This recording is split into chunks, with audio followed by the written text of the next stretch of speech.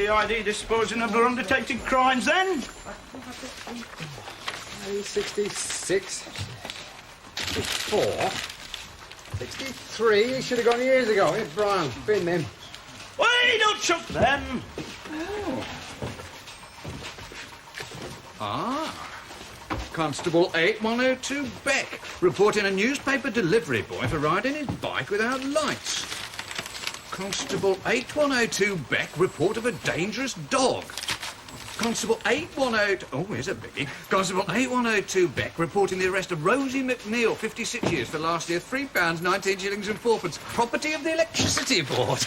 Oh, these are bad old days we keep hearing about, Brian. It was all happening then, wasn't it? I tell you what, Danny, I think we've uncovered the records of a mole who's going to blow all our secrets to the Sunday paper as soon as he retires. How much was £3, 9 shillings and fourpence in real money, Sarge?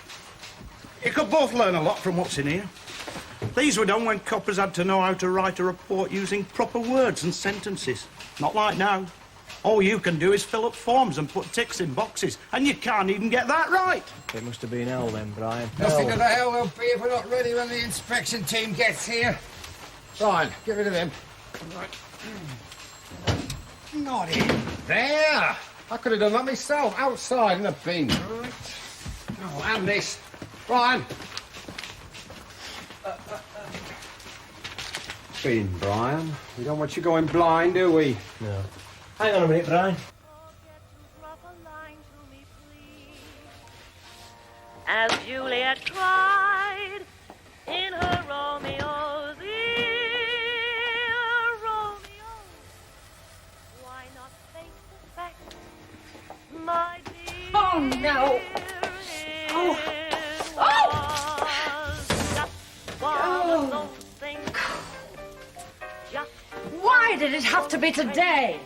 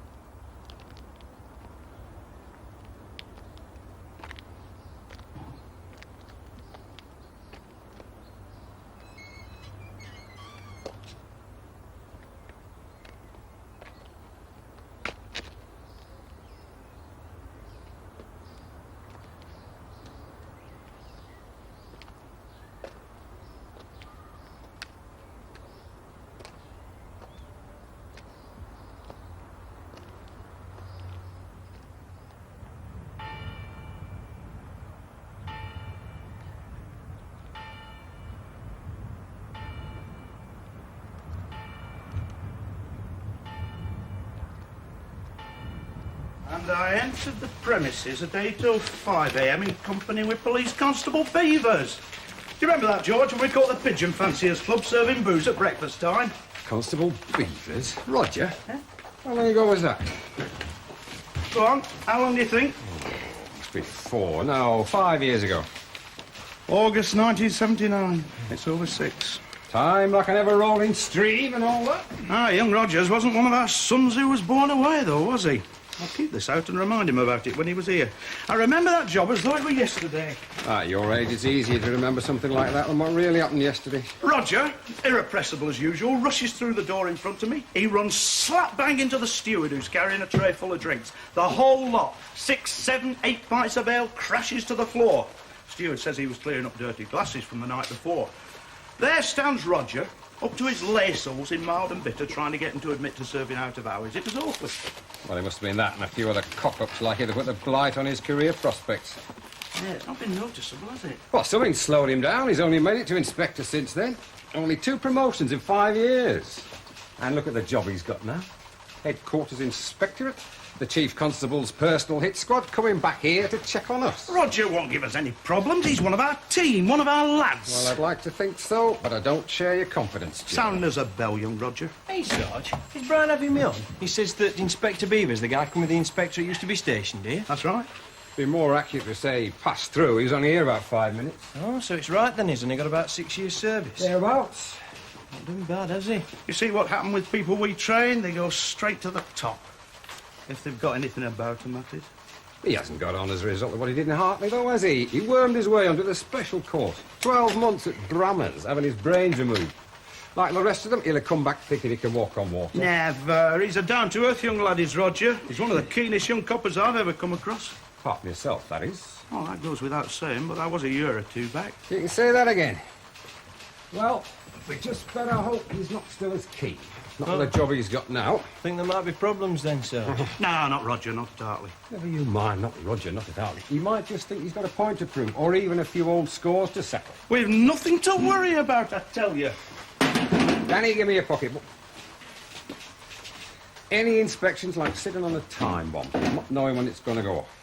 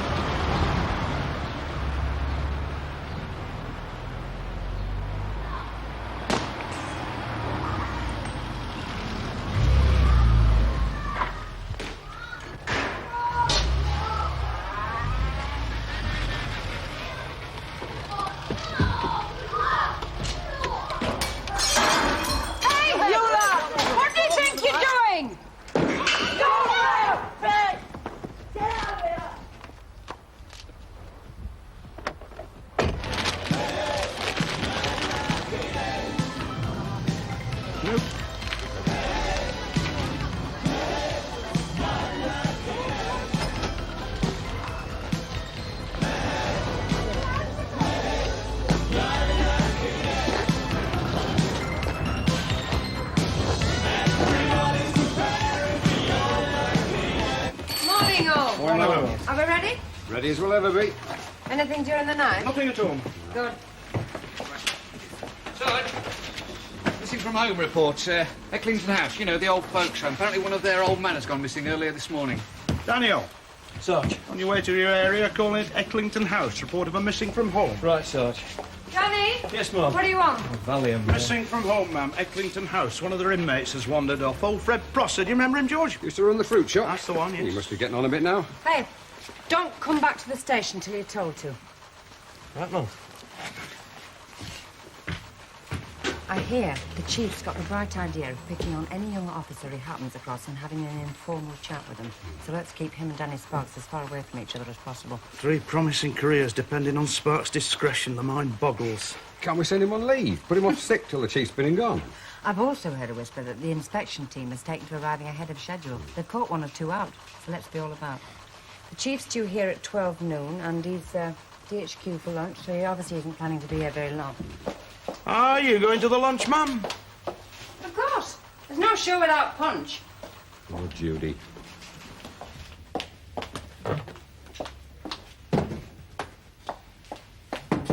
Come in. Fancy a brew, ma'am? Better leave it for now, Joe. We'll have one when the inspection team arrive. Right, only hope they're not too long, ma'am. Oh, Joe, have you a minute? Pocketbooks checked, Yes, all of them, ma'am. including yours and George's. You signed them yesterday, But ma'am. are they made up for today? Mine is. Mention it to George, would you? Property store. That's your department, isn't it? Checked it thoroughly yesterday, ma'am. Managed to balance the incoming and outgoing records exactly. Oh, well done. No watches missing. Not this time, ma'am. Managed to keep Mr. Perrin away. Come in.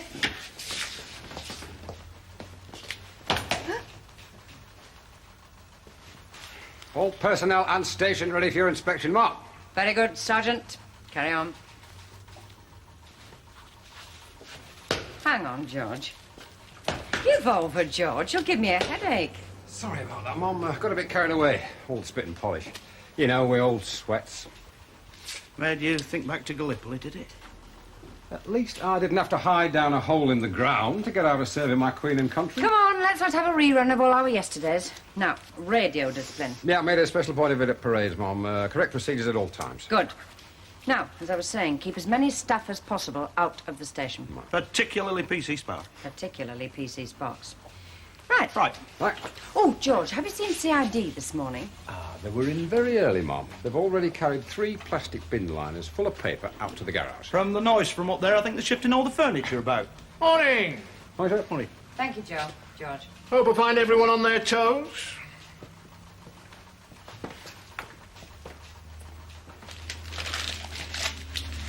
Final pep talk before the visitation. I thought you'd be busy over at DHQ getting your department in order. I'll have you know, madam, my department is always in order. No, I just thought I'd pop in, see how Hartley CID is shaping up. Oh, I was just on my way up. Shall I leave it to you? Come up if you like. Okay.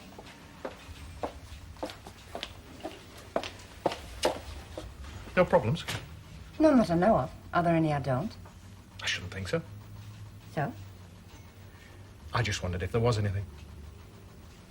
Thanks for the thought. But I think we can cope. Tiger! Tiger! Tiger! Come here, Tiger!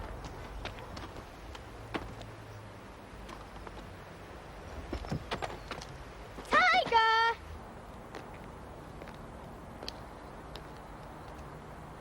Tiger! Tiger!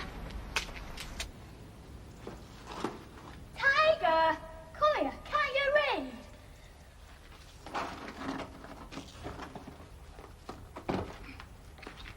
Oh, you're a little terror.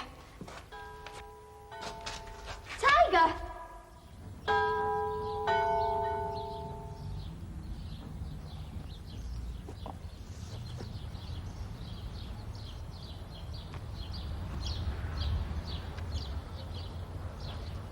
Hey, love. Why did you have to leave me? Why did you have to leave me?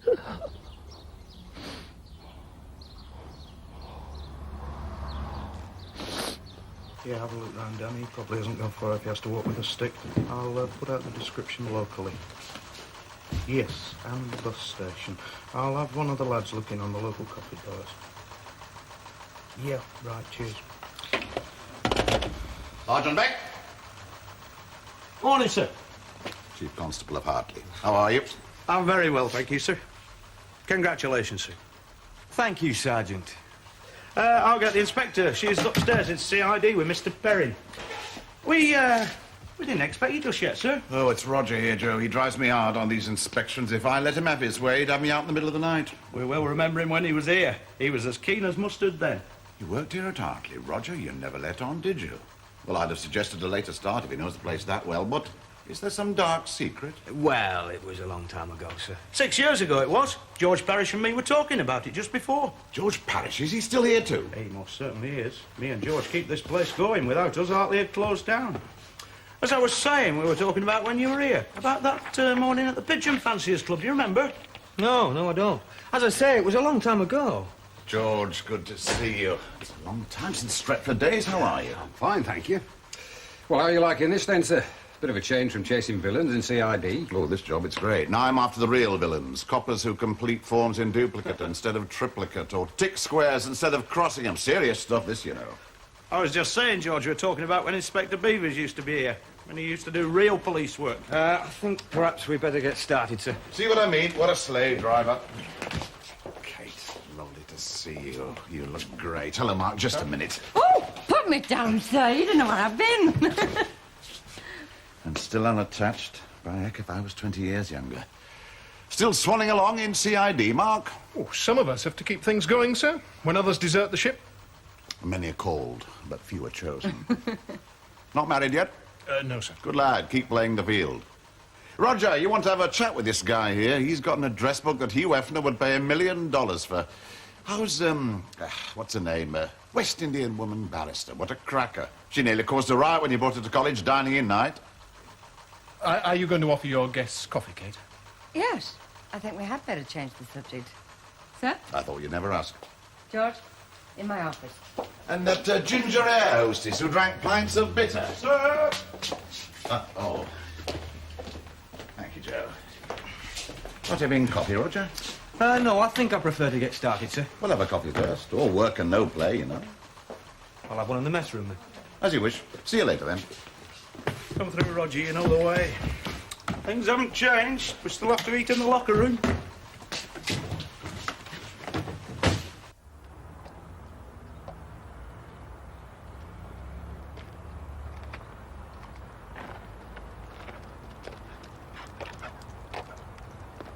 As I was saying, I was telling George about that morning at the Pigeon Fanciers Club. Oh, you got it wrong. It wasn't me. Yeah. You remember the club in Dover Street? You banged into the steward and slopped all the evidence over the floor. I tell you, it wasn't me. Yes, it was, Roger. You knocked that tray of drinks out of his hand. No, not me. What? Can't speak, can't lie. See it, Joe. It's long past and gone. Tea? Thank you, Sergeant. Well, you've done very well for yourself, haven't you, since you left us? I suppose it could be said that I've been lucky. By some people, anyway. It's not all luck, though, is it? No, I don't think so. That's what some people think. Well, luck doesn't enter into it. You got a place on the special course. After 12 months, you come out as sergeant. A year later, you get made inspector. It's automatic once you get on the course. It's not quite as simple as you make it sound. Well, I always thought it was. There's a lot of competition to get onto that course, and then you've got to pass it, which I did with top marks. I got an excellent report from a year as sergeant, which got me the next rank. I've worked damned hard for what I've got. Well, it's obvious things haven't changed much around here in the last 6 years. No, not much, no. I suppose if that's what you're prepared to settle for. It's a lot busier than it was when you were here. Even Hartley has to creep into the 1980s, I suppose. There are some weeks you get as many as 2 prisoners in here, are there? Oh, you'll see for yourself when you check the charge sheets. You know, I would have thought the chief would have put a man in here when Jean Darby left. Give you a break from petticoat government. Put the station together as well. How would it suit you to come back here in charge? Back here? You got to be joking. I'm not looking for a dead-end backwater job like this. I'd rather be where I am. In the centre of things, where the action is. Action in headquarters? That's where the policies are made. It's Fantasy Island. It's nothing remotely to do with real police work. Real police work, as you put it, takes many forms. So does headquarters. Pardon? You said real police work takes many forms. What I said was so does headquarters. Take many forms. And us out here have to fill them up. And some of them are pretty nonsensical too. I'd like to know who dreams them up. My department, mostly. You know, we don't ask for any information that isn't absolutely necessary. You could have fooled me. All those forms are very important. That is, if they are completed correctly, which doesn't happen often. I don't believe this, I really don't. Now he's spouting the gospel according to headquarters. This can't be the young Roger Beavers we once knew, who we wet-nursed through his probation, who we used to keep on a chain to stop him locking up anything that moved, who used to be a real policeman. You're absolutely right, Sergeant Beck. This is not young Roger Beavers. This is Inspector Beavers of the Headquarters Inspectorate, and I'd thank you to remember that.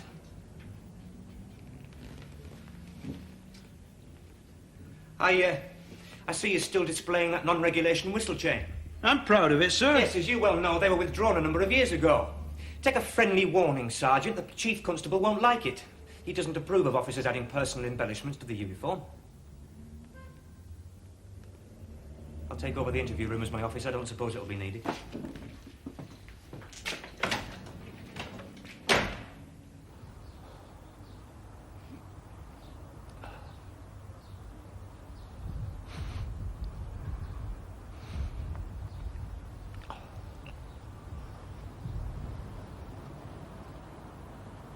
Now, Kate, I'd like to take a quick look upstairs at your CID. Yes, sir. Then, Mark, we can go over to DHQ and give your department once over. Perhaps Mark would like to come up to CID with us now, sir. Oh, by all means, of course. Sorry, Mark. Mark? Oh, if you're sure I'm not going to be in the way. Touchy, isn't he? You're reminding him about that West Indian lady barrister set his nerves jangling. You may be right. What a man-eater she was.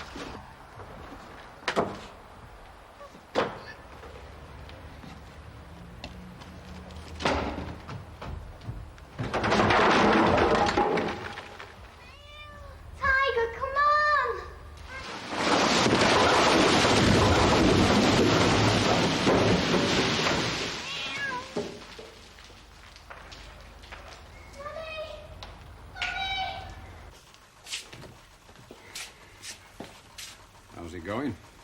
You may well ask. Our little boy of yesteryear is fast becoming the man of tomorrow, and I don't like it. Problems?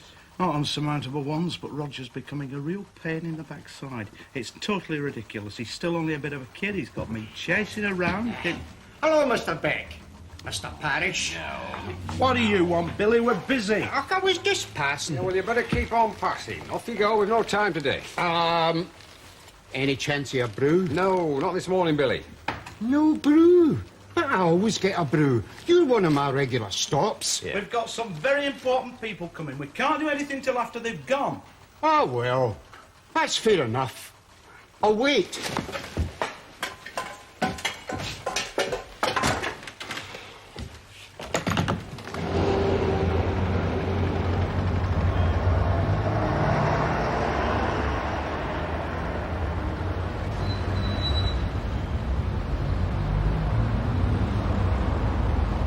No, they'll be here a long time. You cannot wait. Oh, I don't mind. I've nothing special on, honest. You can't wait here, Billy. 499 to Hartley.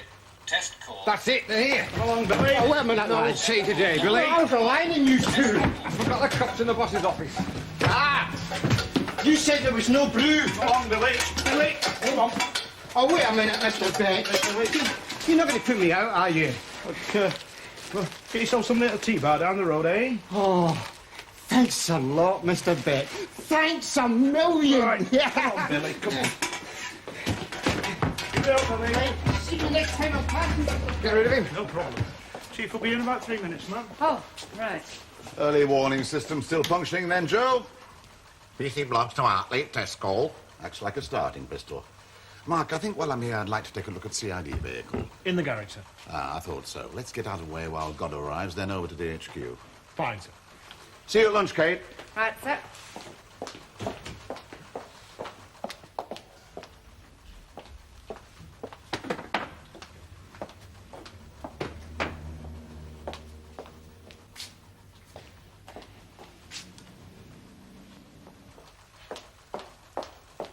Where's Beavers? He's here, man.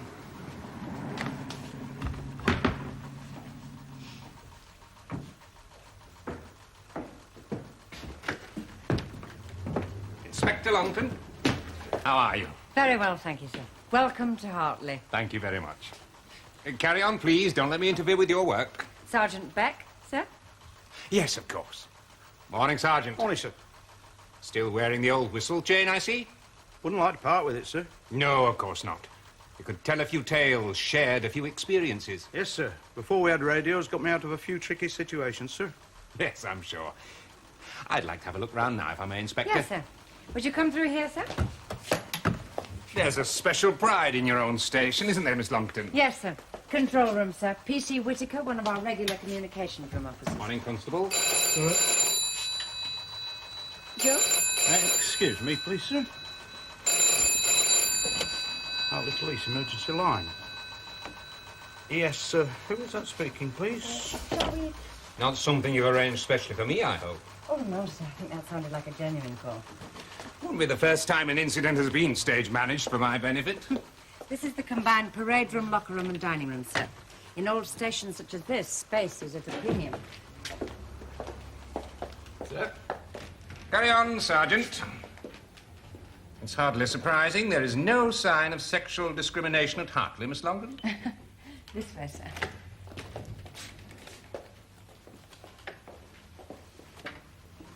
The informant is a Mr. Riley. He'll meet you there, understood? Roger, Sergeant. Message received and understood. I'm making my way to the incident now. PC 7740 Sparks to Hartley. Oh, over and out, Sergeant. All right. Don't get carried away. What was that emergency call, Sergeant? Report of someone in the canal, sir. It sounds like I'm missing from home this morning, ma'am. I've sent Constable Sparks. An elderly man wandered off from one of our old people's homes this morning, sir. Sounds as if he might have ended up in the canal. Dear me. How tragic. Try to include something appropriate in my speech at tonight's social services dinner, Matthew. Good morning, sir. Morning, Mr. Beavers. Carry on, please. Thank you, sir. Sergeant, could you come in here, please? I can't make head or tail of these duty states. Shouldn't be much longer, sir. There don't seem to be too many problems. And there really isn't that much to check when you compare it with a busy station. CID is upstairs, sir. Necessary evil, the Inspector, Miss Longton. I hope they aren't too much of a burden to you. Well, I'm sure we can deal with any queries, sir.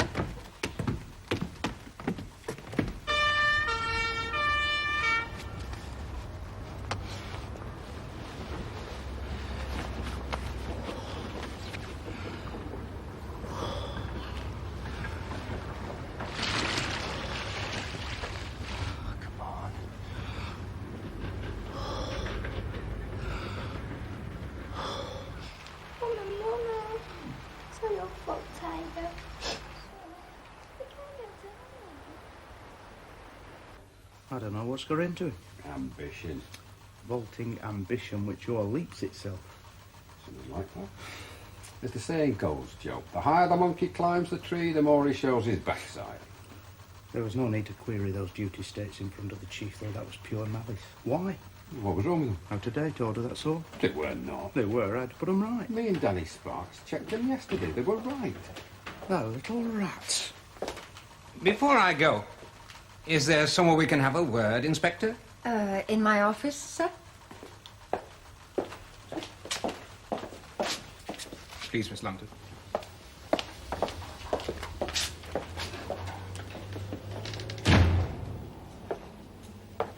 Very nice.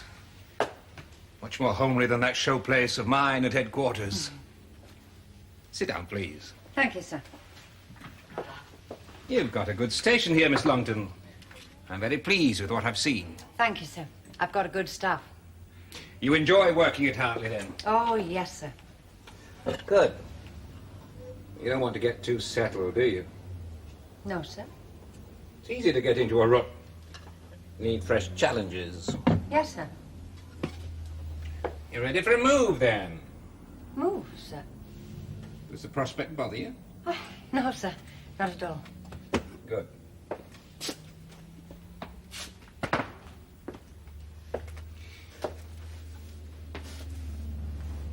There's going to be some pretty sweeping changes in the next few months. Police and Criminal Evidence Act on January the 1st. Whole new ball game. Yes, sir. My organisation department tell me I must take a close look at the viability of our small older stations. It's possible. Some may go. Hartley, sir. It's one that will be under review. I hope it won't be decided to close us down, sir. Sentimental, Inspector?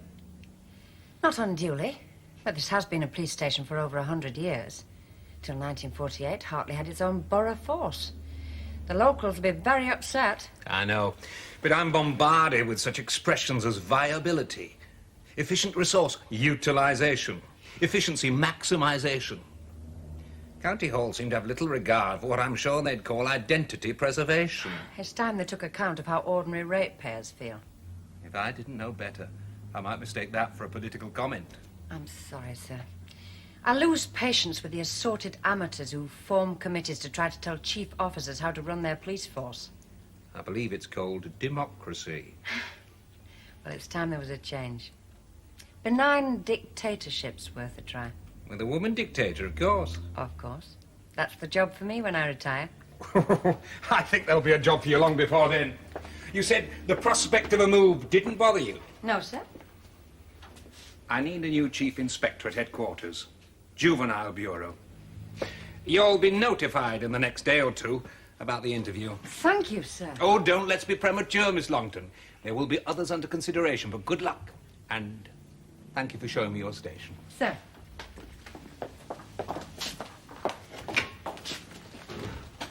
Oh, will you have a word with that sergeant? Whistle chains are no longer uniform issue and should not be worn. Sir. Thank you, Sergeant. Sir. Are we ready, then? Sir. Constable. Sorry, Mum, I thought... Constable Sparks, sir. Have you come in to make that report? Yes, Mum. The man was dead, Mum. I see. Carry on, please. Mum? A moment, Constable. Are you free for a few minutes? Well, I'm a bit... You can clean up later. Can I use your office, Inspector? Please, sir. Come through. Sir? Do you want me, sir? No, thank you, Inspector. Just Constable Sparks. I'll see you at the lunch. Go ahead. Thank you, sir.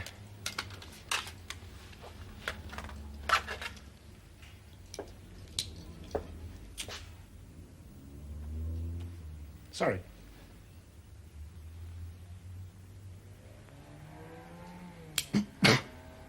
Thank you, sir. All the stuff to have a go at, and he has to drop on Danny Sparks. He'd no right coming in without being told. I thought he'd be tied up on that job.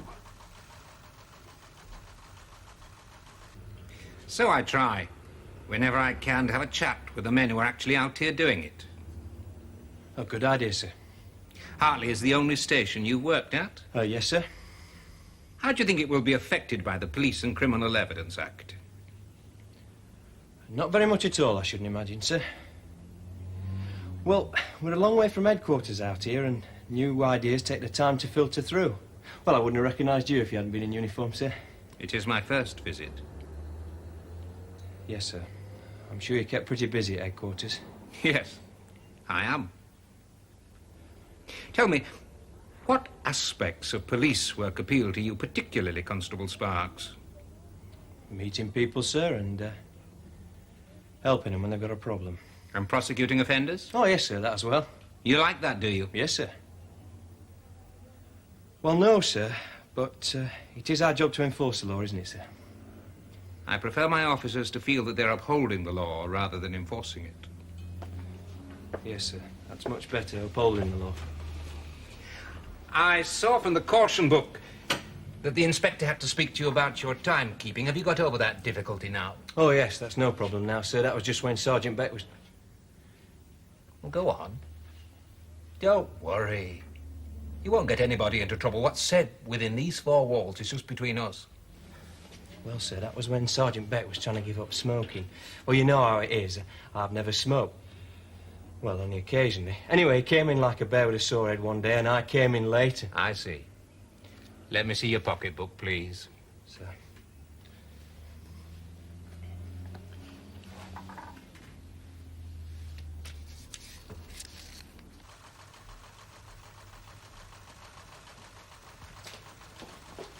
Where's Joe gone? Is it there again?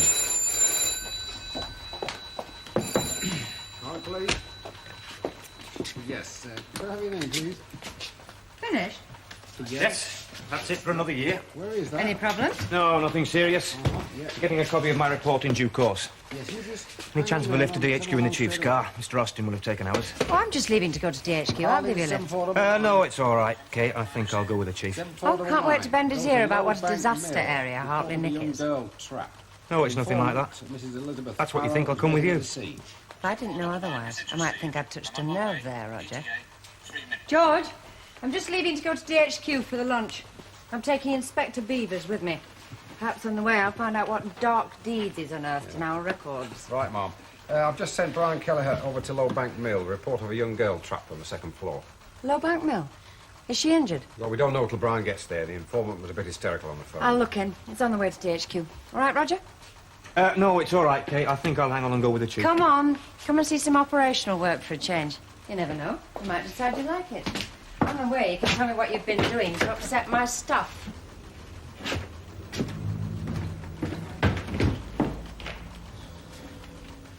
What's the state of play up in that building, then? The stairs apparently fell down, and then Stairs? she said the roof collapsed.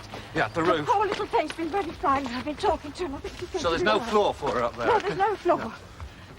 Now, you're all right, love? OK, now just stay where you are and you'll be quite safe, OK? Yeah, all right, now just don't move and you'll be safe, but don't move. We're going to come and get you. OK, so I want you to stay here and keep an eye on you. The lady's going to stay with you, OK? Now, I'm going to go out and call the fire brigade, all right? Right. And then I'm going to so you keep your eye. You'll be all right now. Everything's going to be all right now. Oh, come on then, what else did he say? I told you, Sarge. He didn't say much. He just asked me a few questions. What about? And more important, what answers did he give? It was just general chat, you know. No, we don't know, Danny. That's why we're asking you. Why, just as he was leaving, did he say he was glad I'd started smoking again? Just cropped up in conversation. How can that just crop up in conversation? He asked me about the new act. What about it? What about me and smoking? Look, you know how it is, Sarge. You can't remember everything that was said. Sit down there, Danny. Now, start out. Come in, Constable, and tell us every word that was said. Particularly about me and smoking.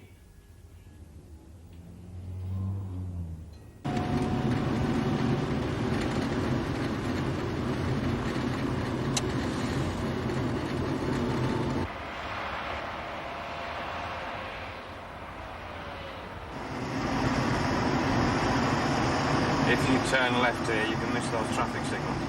Oh, bank nails up on Higher Edge Road. Yes, I know. But turn here, it'll save time.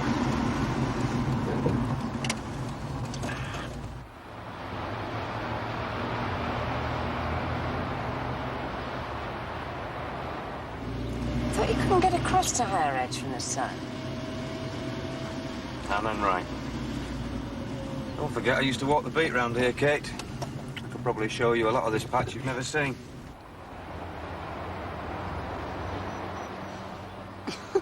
It's a dead end. I've got to admit, Roger, this is part of the patch I've never felt the need to visit. Thank you.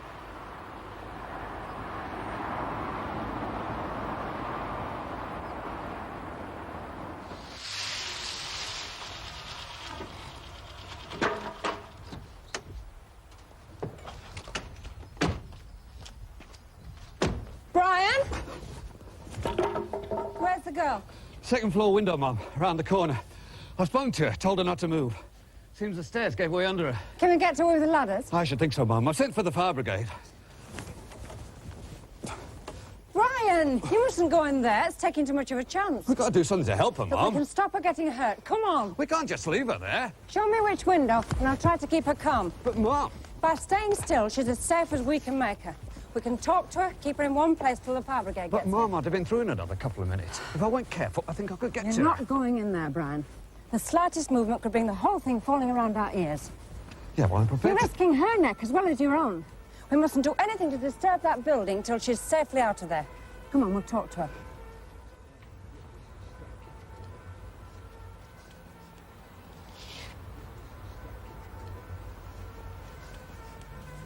Mummy, Mummy, I want me, Mummy! You just stay right where you are and don't move, even a little bit. What's your name, love? Shirley Margaret Evans, 73, Griffith Street, Hartley. Good girl. You can see a long way from up there, can't you, Shirley? Can you see the fire engine yet?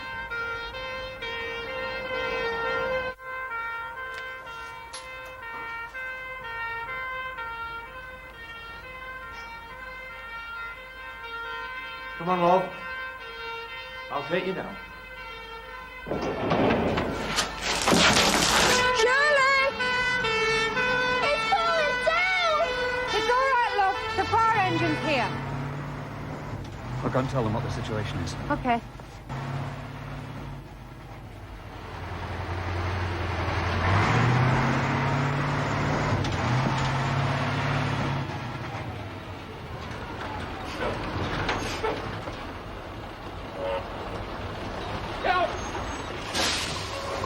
My name's Shirley. Right, ma'am.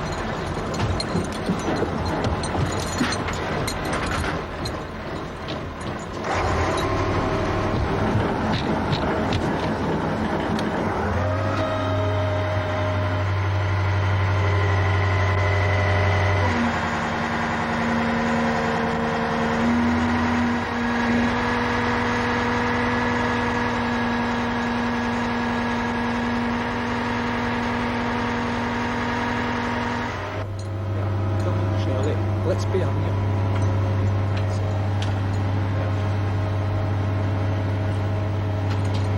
Hang on tight, babe.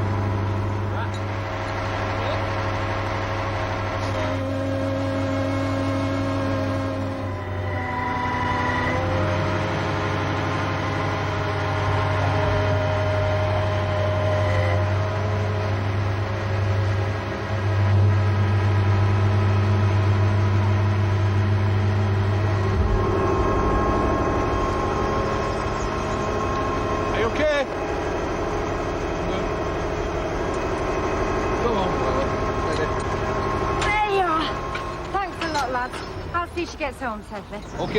You all right, Shirley? Yes, miss. Can I have a ride in the fire engine now? Well, I think you should find your mum first.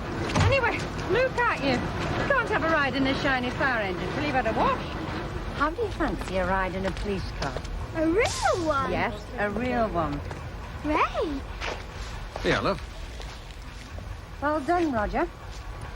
Just as you said, real police work takes many forms.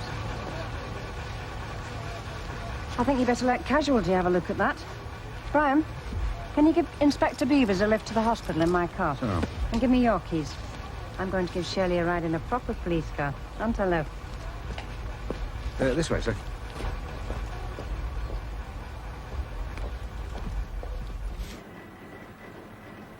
There's Tiger. Yes, there you are, love. Safe and sound. Cats can look after themselves. Come on, let's take him home.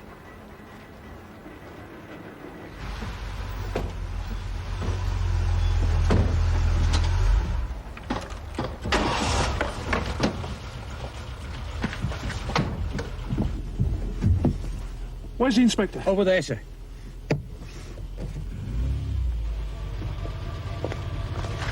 Are you all right, kid? I'm fine, thank you, Mark. Aren't we, Shirley? I'm taking Shirley home. You weren't at the lunch. And when I asked, they said you were rescuing somebody from a collapsing building. That's right. But we're all right now, aren't we, love? It's totally irresponsible, leaving a building unattended in this state. Somebody could be killed. They should be sued. Discuss it with your lady barrister friend next time you see her. Bye, Mark. Thanks for worrying. There was no need.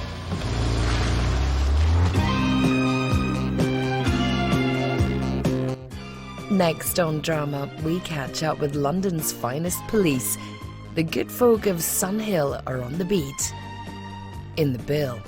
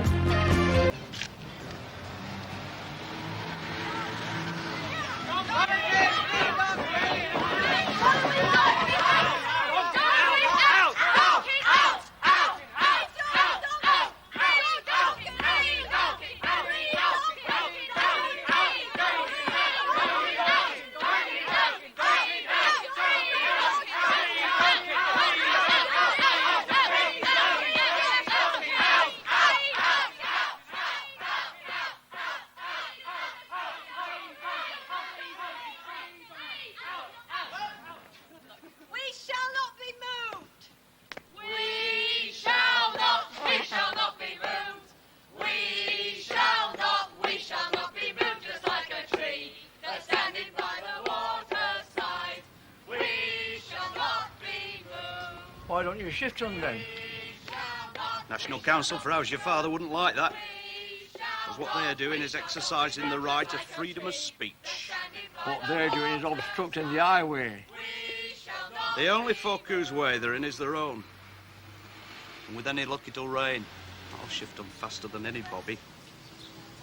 What's he on about, Sergeant? We got a fella locked up.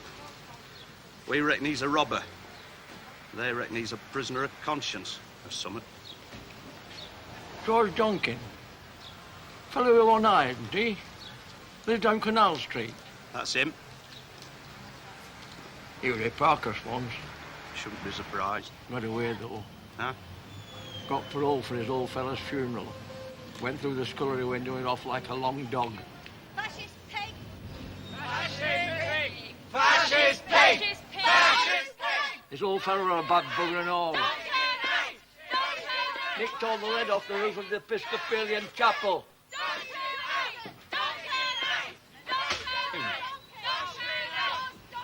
Damn. Well, can't CID take him? He's their prisoner. I'd like him away as soon as you can take him. I've got a demo on my hands. Demo. Free George Donkin, OK? George Donkin is innocent, OK? So what are you laughing at? It's no joke. Well, they seem to believe it, and very loudly. As soon as you can, then. I'd like him gone. Roland. Ma'am? Tell Sergeant Beck the van's broken down. They won't be able to take the prisoner till after dinner. Yes, ma'am. Tell Sergeant Beck we shall have to feed him. Right, ma'am.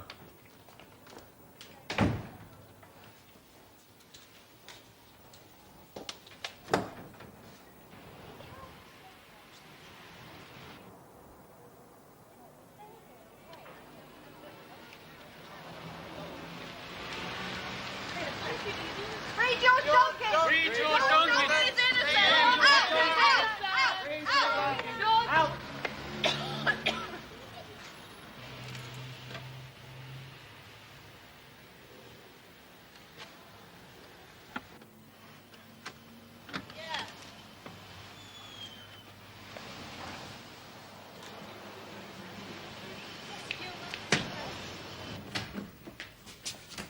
Donkin's not going then? Not yet. You can't see ID. Fetch him. He's their prisoner. That's what I said. And look what's here. Oh, that one. Who is he? Stringer for one or two of the Nationals. Name's Duckworth. I've heard of him. Freelance. Used to work on the News Chronicle. It was years ago, the News Chronicle. So was he. Years ago. What about this? Donkin? George Donkin is not innocent, OK? He's a villain. Is he? Loser anyway. Always has been. What I mean is, why should a girl like her come out on the street for a loser like him? Well, it passes the time until she can pick up her social security. That's too easy. What I mean is... Oh, now don't say it. Maybe she cares. Maybe she does. Yeah, well, I care too. About the fellow in the betting shop whose noddle Georgie bust. All for the getting of what? £39, was it? And 63 pence? What is that between a third-rate thief from Canal Street and her? Melisande Duffy. Her father's big in the travel business, right? Manchester firm. He's doing very nicely, thank you, because he's very good at what he does, which is packaging the punters off to Majorca. What he sells is escape. Oh, now don't you go all Freudian on me, Sergeant Beck. And George Donkin is not at all good at what he does, which is knocking over betting shops and such, which is why we've got him banged up in our slammer. Question, George. I have the right to remain silent. I have the right to the attorney of my choice. Have you been watching Hawaii 5-0, George, or did Sister Anna tell you? Sister Anna? Who carries the banner? George Donkin is innocent, OK? Oh, yeah. Well, I didn't ask her to. You've always been a bloke to duck your nut. Clear the sheet. Make a plea in mitigation, my lord, I never had a chance, and do your bird like a gentleman. So what have you ever been to that one that she should reckon you a cause for concern? Yeah, well... What? I went to, seminars, didn't I? You what? Went to seminars. Marxist, Leninism, and the New Awareness. Bloody hell. Every Friday night at the Rechabite Hall. George, you know I'm not supposed to talk to you about what you're charged with. Running dog of the capitalist bosses, you are. She said so. The Rechabite Hall is bang across the street from where you went in with your pickaxe handle and your stocking over your head. Marxist Leninism and the New Awareness be buggered. You were staking the place out. Question, George. Judge's rules, Sergeant Beck. Nothing to say. What do you want for your dinner? Cod and chips or pie and chips? What's on then? And I go to court? Tomorrow, I reckon. Pie and chips or cod and chips. Are you going to Zabo's for them? Why not? Best chipper there is, Zabo's. Sergeant Beck. Make your mind up or he'll be closed. Fish, then. Right. What's the chance of bail? You having knocked over a betting shop? 100 to 7 against, I'd say. You'll oppose, will you? Not me, George. Up to CID. But you could put a word in. Why should I? Something you might want to know. What? About Zabo.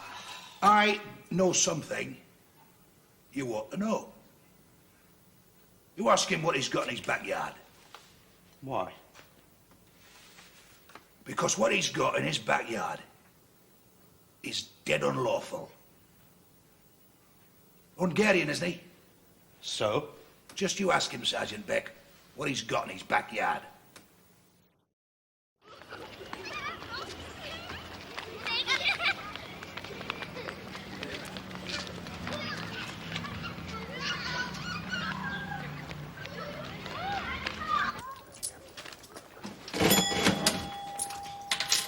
Hello, Joseph. None of your rock salmon, Peter. Your best, if you please.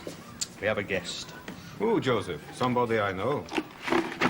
What villains would you know? Two, maybe three. What villains do you know who are as dim as a Tock-H lamp? Eh? Thick as a can of paint. Stupid. With one eye? With one eye. Ah, him. What's he done this time? Robbed a betting shop. So, you're going to soften him up, Joseph, are you? Make him confess. Well, I can tell you, there are surer ways than by being gentle. You should know. I do. In Budapest, there were an Avo. That were the secret police in Hungary. He put a bucket over my head, and he banged the bucket.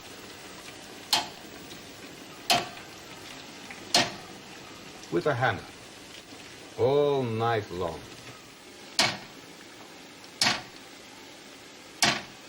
What had you done?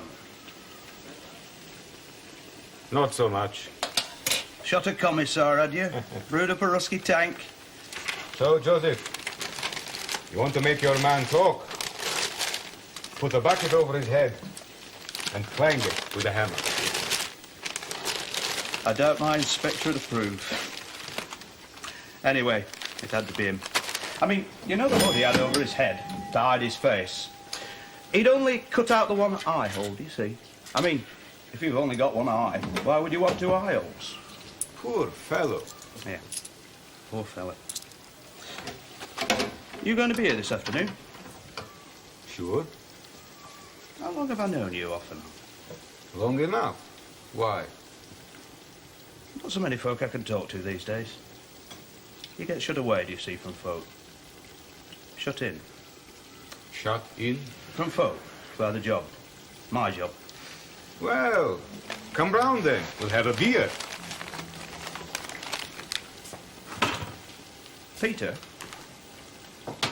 when they put that bucket over your head and clanged it with a hammer to break you, did they?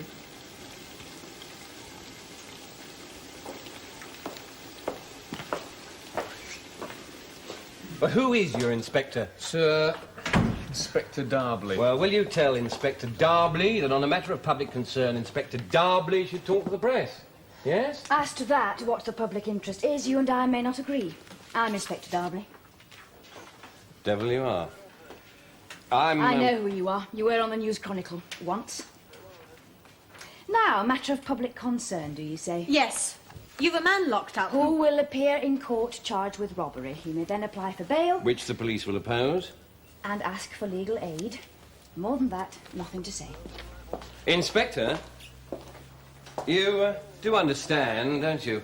There are those who would say that the arrest of Mr. Donkin... was an act of naked political repression. Exactly. So, could you confirm, Inspector, or deny that as a member of a Marxist-Leninist cell... study group. The man you have in your custody was under the surveillance of the Special Branch? Would you care to come into my office? The gentleman of the press. No one else. Yes, ma'am.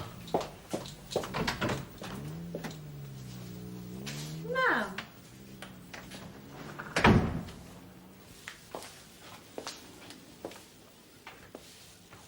And what does she call you? Bentley. Constable Bentley. Is that a name, Constable Bentley? Or is it a shield? A shield? Behind which you hide.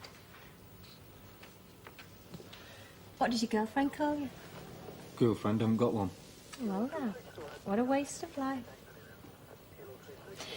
So what do you do when you're not locking people up? Look, miss, I don't think you and I ought to What? talk like this. Why not? There are things I could say would make you see yourself for what you really are. I know what I am.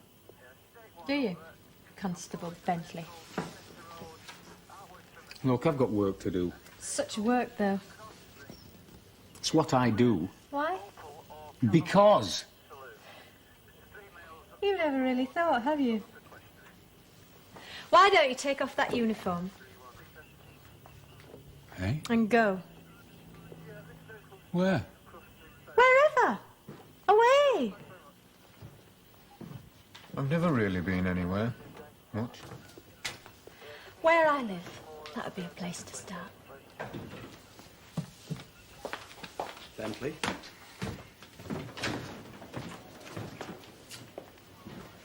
When she's done with you, you'll maybe know. Bed sit in Talavera Street, which is where she lives, is not the gateway to paradise, nor ever will be. Talk to the press officer at division. Talk to the detective on the case. No more that I can say. Not, off the record? There's no such thing as off the record between you and me. Me, you don't know. Reporters, I know. Hack, am I? Your word, that, not mine. The fact is, lady, I need this story.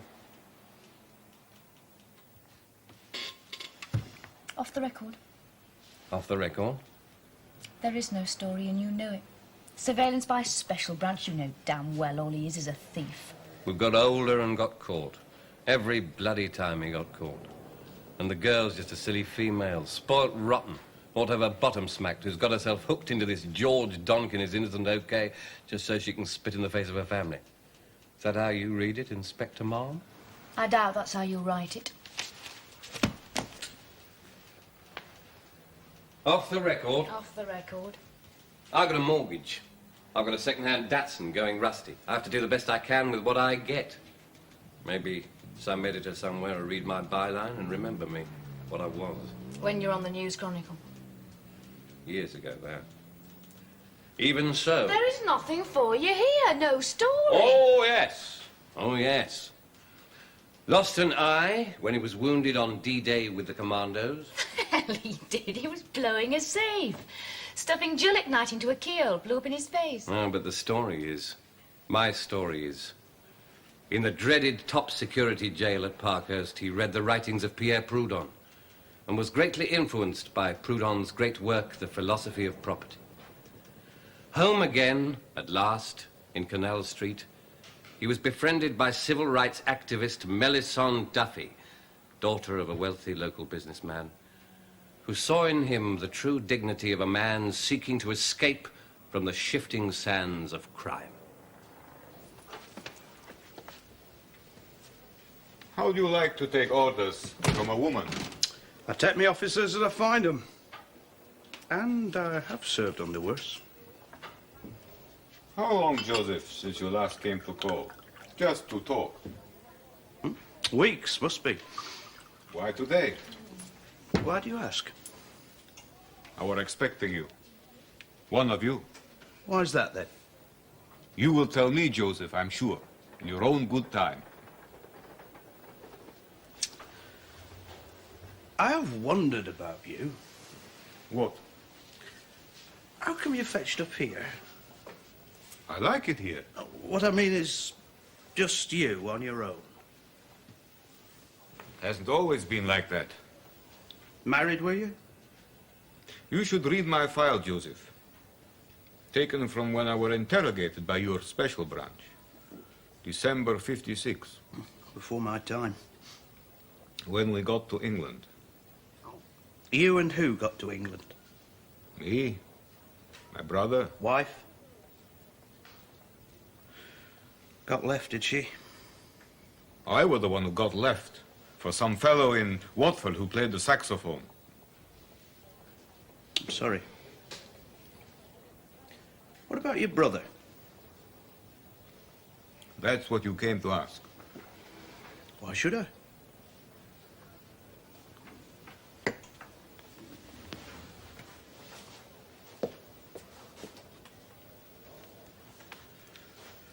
That were him. But he's dead now. A week ago, last Wednesday, in a field near Wolverhampton. Broke his neck.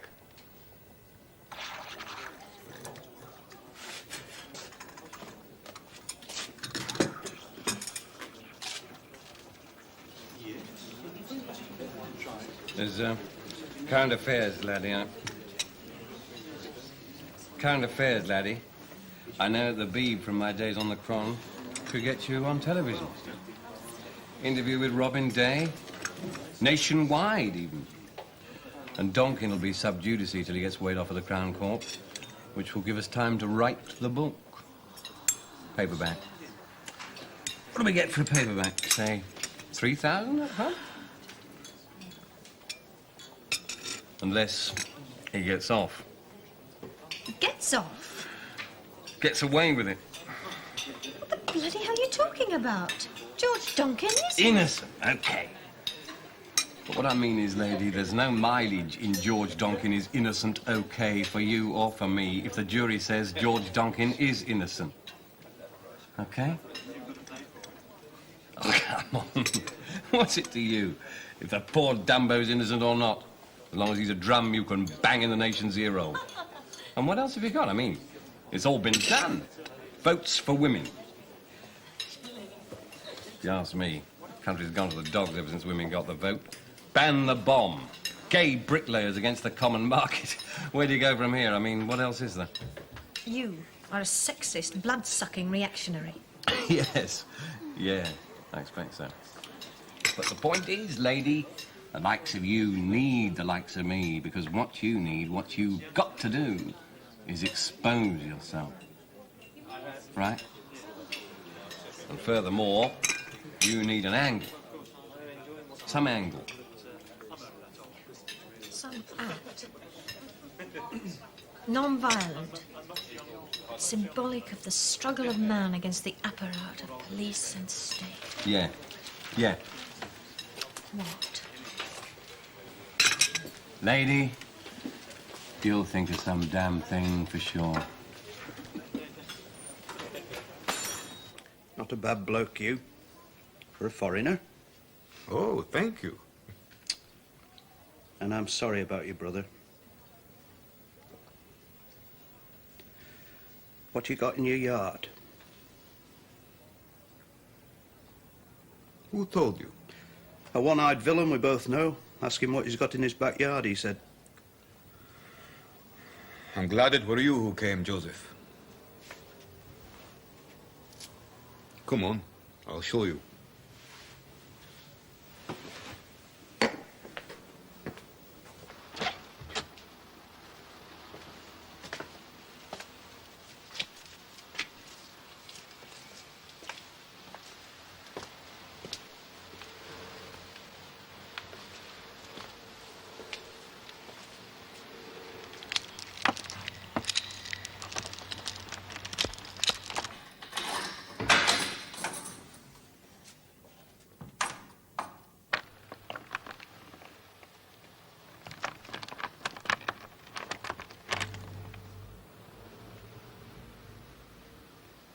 Bloody hell. What do you think? What I think is, that's a bear?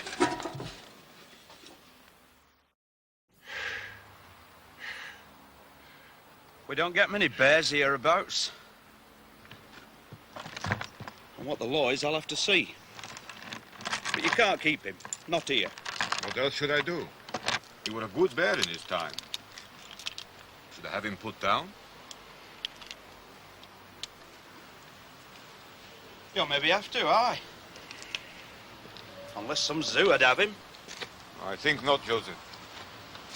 He's old, you see. His temper is not so good.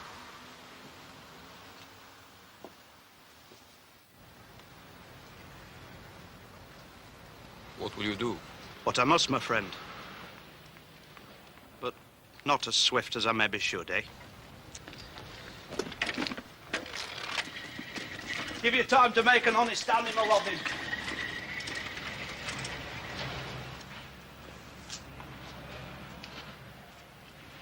scheduled to the Dangerous Wild Animal Act 1976. Ursidae. This kind includes the polar bear, brown bear, and grizzly bear. What kind of bear did you say it was? Not much of a bear as bears go. Quite an ordinary sort of bear, it seemed to me.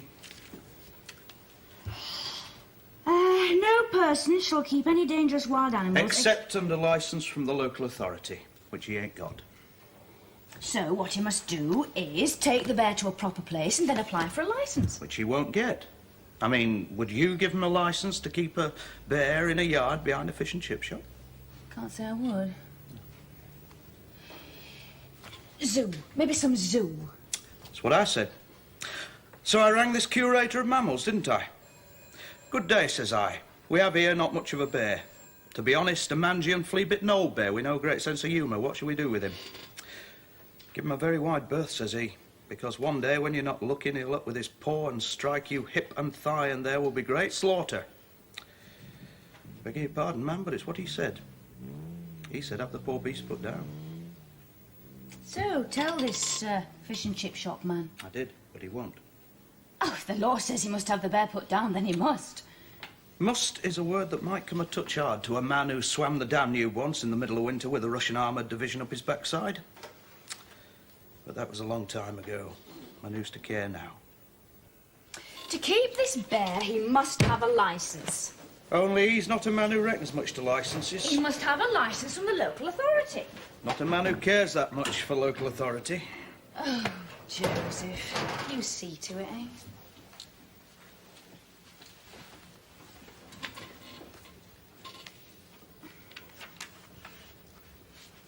I'd as soon it weren't me.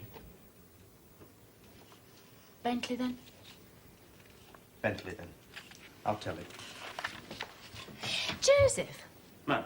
this may sound a bit naive, but your friend couldn't have got from any old pet shop a bear. So where did he get it? From his brother. Of course, from his brother. Who was in a circus. Tumbler in a circus. Only he broke his neck during the matinee a week ago, last Wednesday, in a field near Wolverhampton. And he died. And so did the circus. I have reason to believe that you have in your possession an animal which is a dangerous wild animal, as defined in the schedule to the Dangerous Wild Animals Act of 1976. That is to say, a bear. Do you have a license to keep such a bear granted to you in accordance with Section 1 of the Act?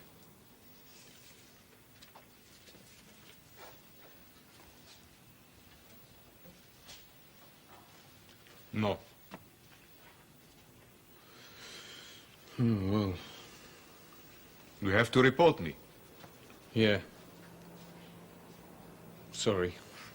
Why should you be sorry for doing your duty? Well, I'll just report the facts. Do you wish to say anything? You're not obliged to say anything, but Don't anything... ask me, Sonny. Ask the bloody bear. Only when you do, don't stand too close, huh? What now? Oh, I'll just report the facts. What then? Sergeant Beck said to say that you could apply for a license. I wouldn't get one, I think. You could appeal to the magistrates. Even so, you know and I know. In the end, they will take my dead brother's old bear and put him to death, won't they?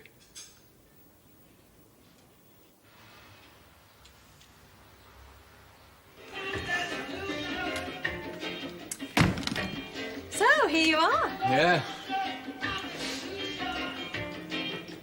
How did you find me? Oh, you know, not difficult to find you.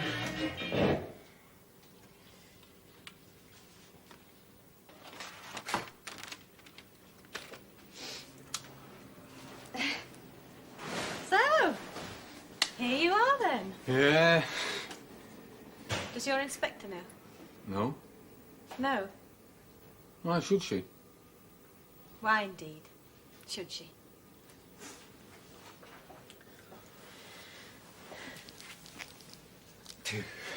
drink? Yeah. Martini. You look like a martini man to me. Oh, yeah, like in the telly commercials, eh? In the Alps, all that. Sun, snow, and all those girls. Have you got any, Vodka? No, lager and lime. No. Vodka will do fine.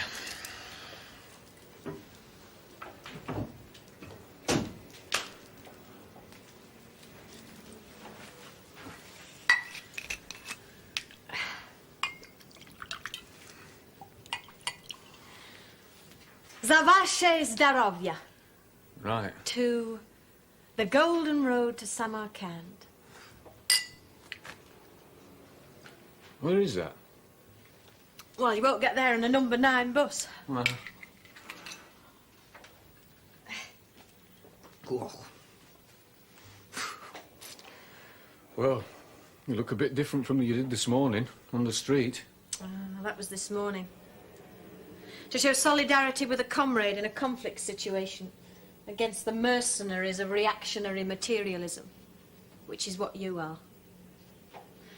And that we shall have to change, won't we? I don't know about that. What you just said. Not about anything much, do you? Oh, yes. Couldn't do the job that I do and not come to know. What? Things. What things? Odd things. What? Odd things? Odd things folk do. Tell me. Nah, you... Well, I wouldn't believe you if you did tell me. What odd things that folk do? Oh. Would you believe this bloke that I saw today, what he's got locked in his yard? Locked away in his backyard. What has he got? Locked away in his backyard.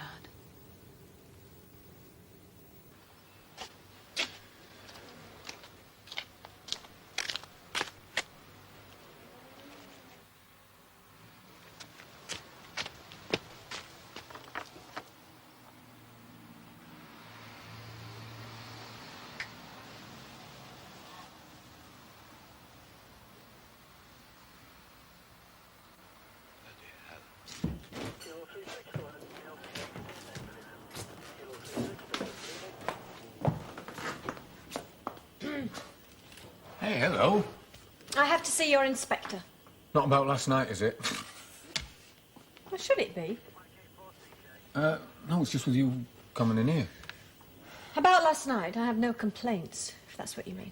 No, I forgot to thank you before I left for the drinks and all. That was last night. Now I have to see your inspector. Well, we've got a bit of trouble on. You know what I told you about that bear? Don't worry. I won't say who it was who told me. You are? I shan't say who it was who told me. Morning. If you want Comrade Donkin, he's gone and won't be back up for remand this morning. Sergeant! I have a statement to make to your inspector. We do have rather a panic on. What I have to say is to do with freedom. Not a lot of it. Freedom for all creatures oppressed by their chains.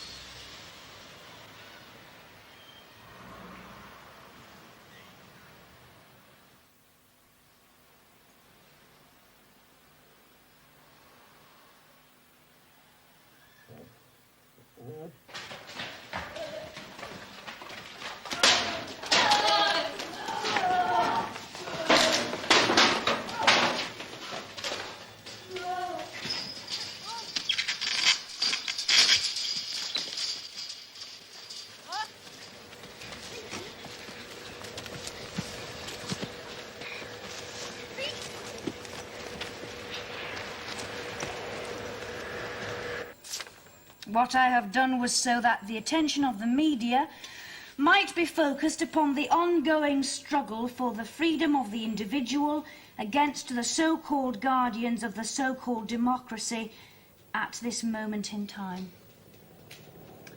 And this is your statement, is it, what you want to say? Yes.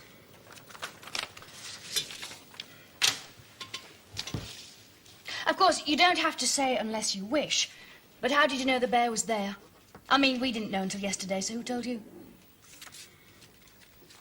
George, I suppose. George Donkin. Well, why not? It was him who told me.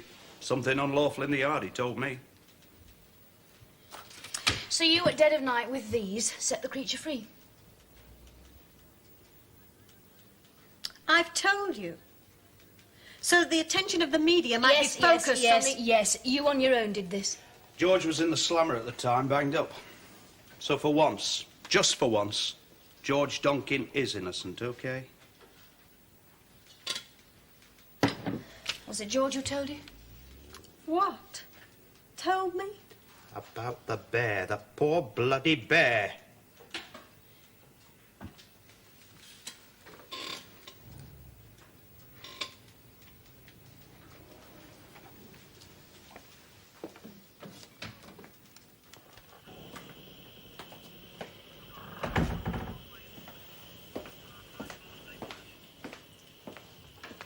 Something you ought to tell me, is there?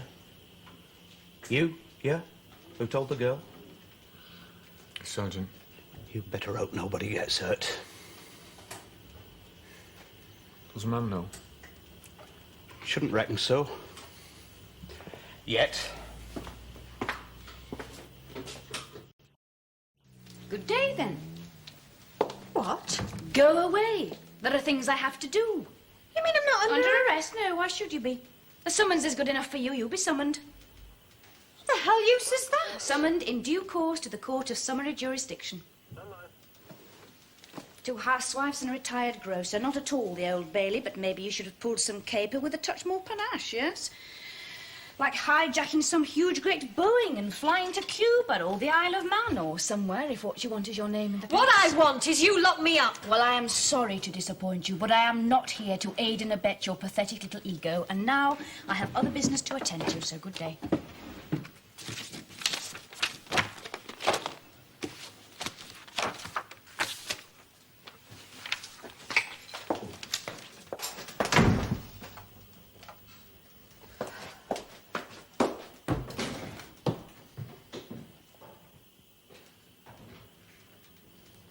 You're going to tell the sergeant, or shall I? For myself, lad, it'd come hard to have to tell a woman what a woman can do to a man just by being a woman. If you know what I mean. Do you know what I mean? I think so. Yeah. Tell her then if you must. It'll serve you right.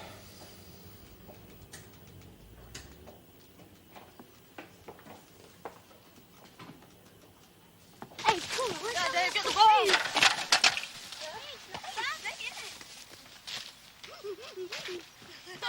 Come on! Nothing over there? No, it appears not. Should we try over there? Right.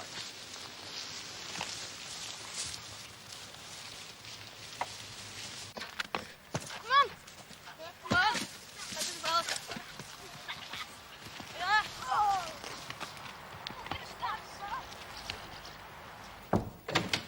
Reported sent in, ma'am. Just come in. Right then, Joseph. We're on our way.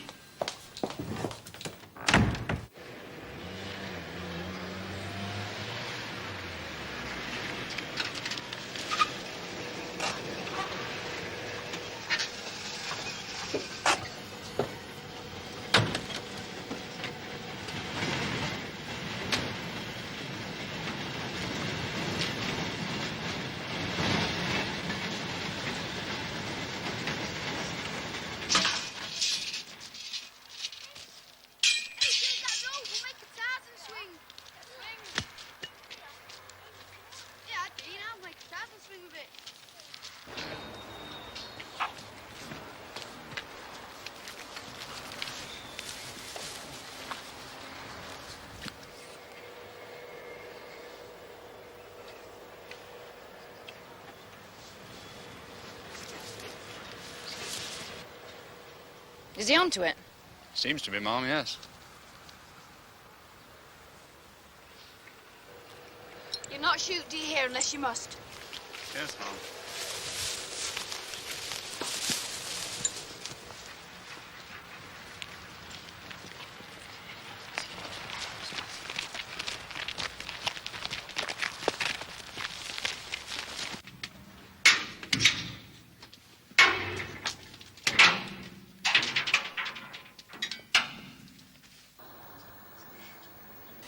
You should have made her lock you up. I mean, where's the allegorical significance? Where's the mileage for Marxist-Leninism in you not getting banged up in a slammer for setting free a poor dumb animal? Where's the police brutality? But you do see, don't you? The letting it free was just a cry to be heard. Twanging on your guitar, lady. Let me out of my cage, and to hell with whom I might hurt. Lady, we've all got our cages. My cage is I owe money all over, and I'm not so good now at what I do, and won't ever be any more. What cage is yours?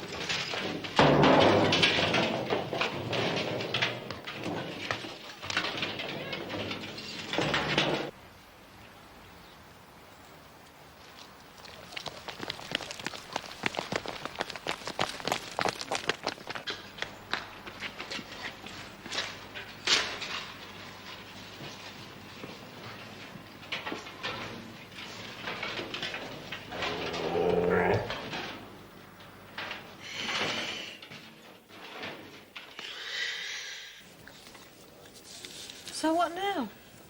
For you, darling, not a damn thing now. For me, Where are you going? I've got a story to file. Maybe, if somebody gets hurt trying to shove Winnie the Pooh back into his cage. Keep in touch.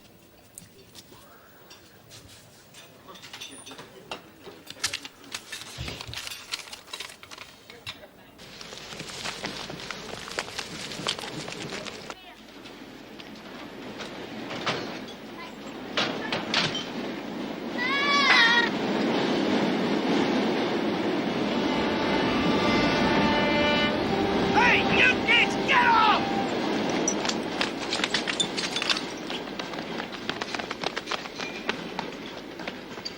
Hey, Louis, get in here. Get out!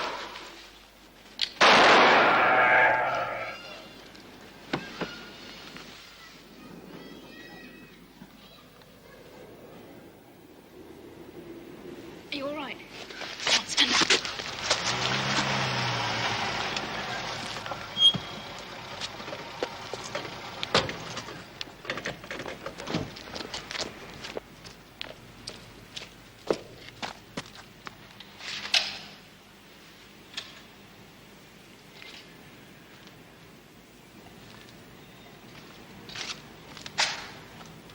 Dead?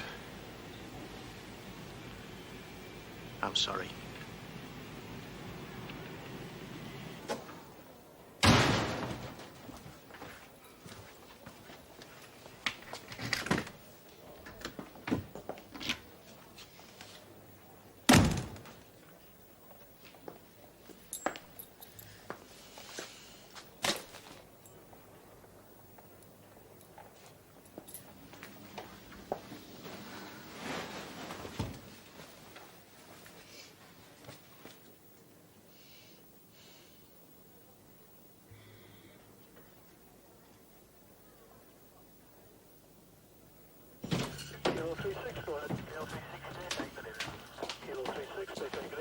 Ma'am, Not now, Roland. if you please, ma'am, I think I should explain something. What? Something to be said that you should know. All right, come into the office.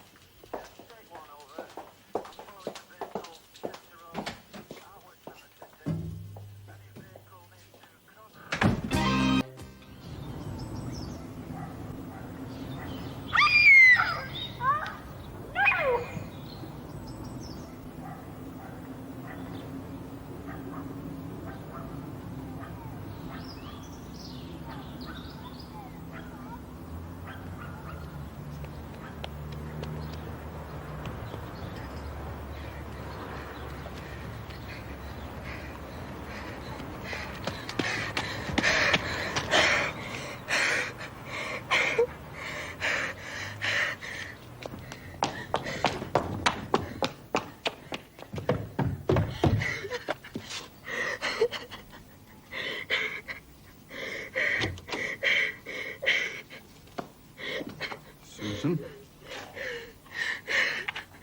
Please. What is it, love? What's happened?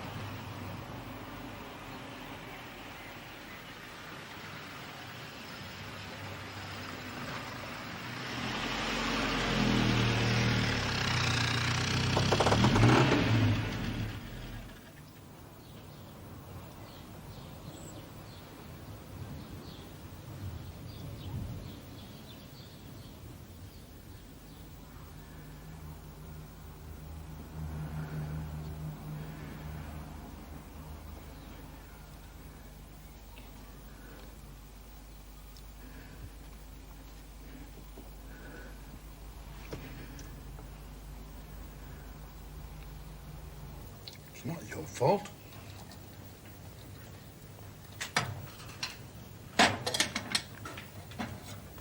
You didn't know the man. You didn't approach him. Look, it's just something that happened to you. It could happen to anyone. Do you think you'd recognize him again if you saw him? I would, yes. Always. Okay. Now look, Susan, there's no alternative to this. We're going to have the police. Well, they have to know. It has to be reported, this, for the sake of others and also for the sake of the man who did this to you. I can't go to the police station. Oh, that's all right. I know someone, a policewoman. I'll give her a ring. What for? Well, maybe she can come round here. You can tell her about it in your own way and she'll understand you. Okay? Go on. You drink your tea. Won't take long.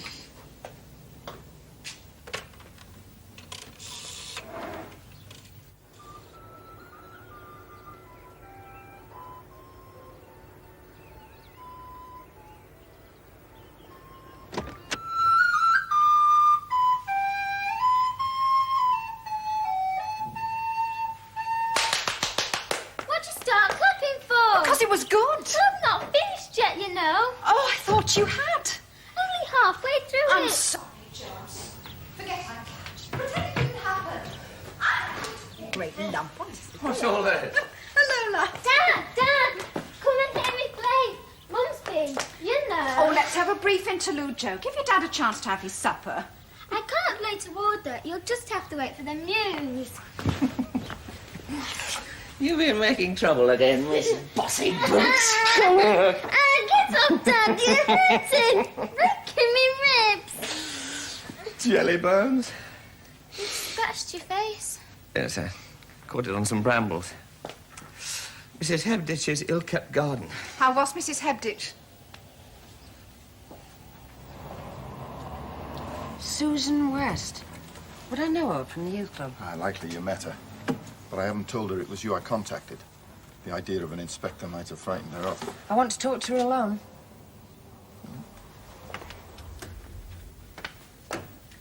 Susan? Hello. Do you remember me? Sit down, love. You're the inspector. Inspector Longton. Kate. Where's John, Mr. Alden? It's all right, he's just upstairs. Left us so we can have a chat on our own.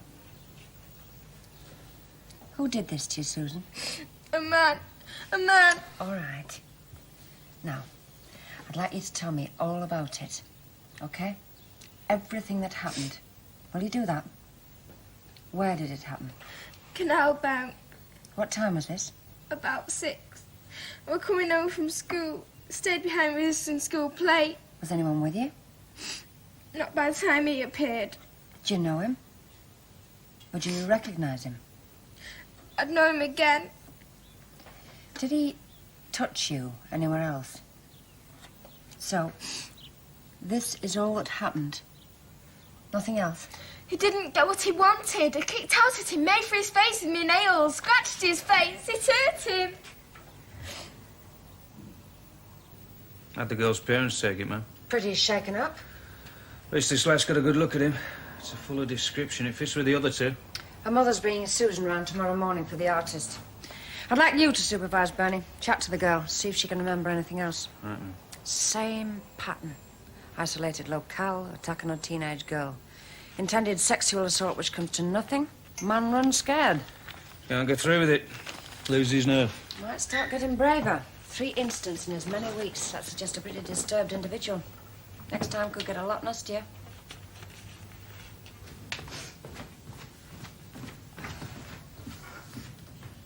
Colin?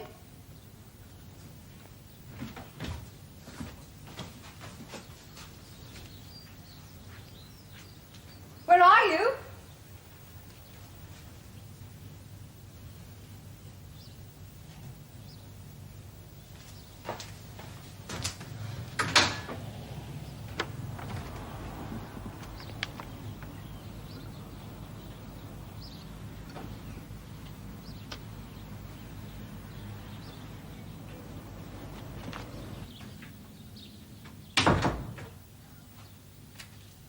Joe! Come on, Joe, it's time you were moving.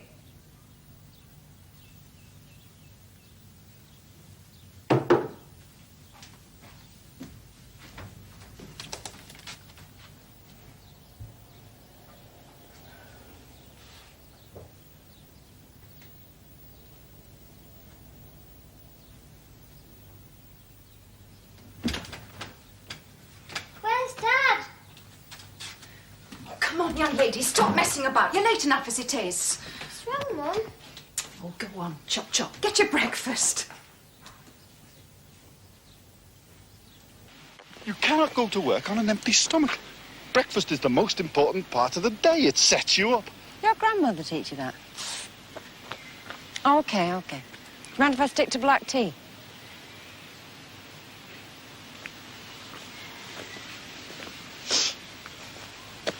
Hey, I thought I might go around to see Susan today. You know, see how she's coping with her parents. She'll be with us this morning at the station, helping our artists. Well, I'll pop round this evening and happen she'll want a hand. I'd like to come too. That'd be all right. Yeah, that'd be fine if you got the time. Yes, definitely. It's all too easy to forget the victim. They were at it again this morning. Are they? Her and that chap. What exactly? Jogging round the park like there was no tomorrow. Sounds harmless enough. Hartley Park wasn't built for jogging in. We were made for listening to the band on Sunday afternoons. Morning, George. Morning, Mum. Joe. Morning, Mum. Susan West and her mother here, Not yeah? arrived as yet, Mum. Let me know when they come, will you? Also, Bernie Duckworth will need to be told. Yes, Mum. Oh, and George, make a bit of a fuss over them, will you? Not easy for them having to come here over this. Certainly. Nice to see you two out and about again this morning. Getting to be quite regular. Yes, we even had breakfast together. What's going on? Having breakfast with a youth leader. Her life. Oh, no, it's not, you know.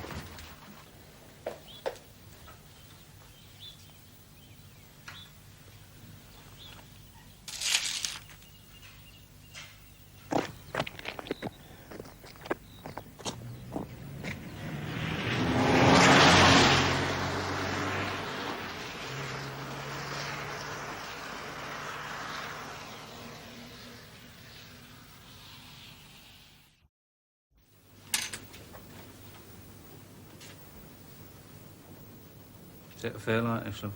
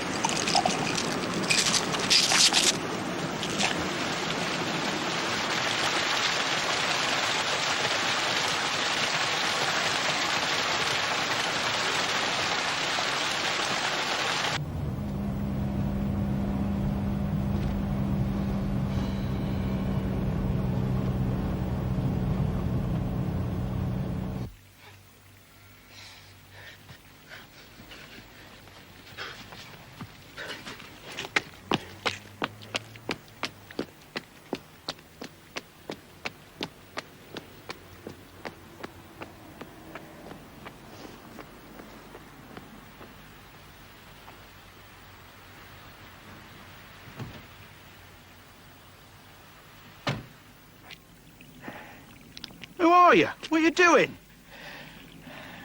I think you may want to talk to me. Come on, get in the car. I phoned the hospitals in case there'd been an accident. I phoned his sister, but she's not seen or heard of him. What's happened? Now, don't fret too much, Mrs. Butler. There's likely a simple explanation. Well, that's what everyone keeps saying. But what is it, this explanation? I've brought a photograph. It's quite recent. Can we hold on to this? What's the matter? Yes, Mrs. Butler, that's fine. Would you mind taking a seat? It won't be a second.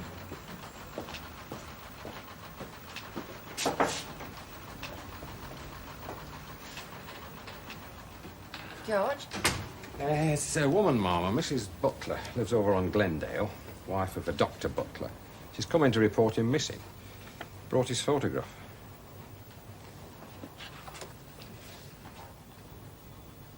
When did he go missing?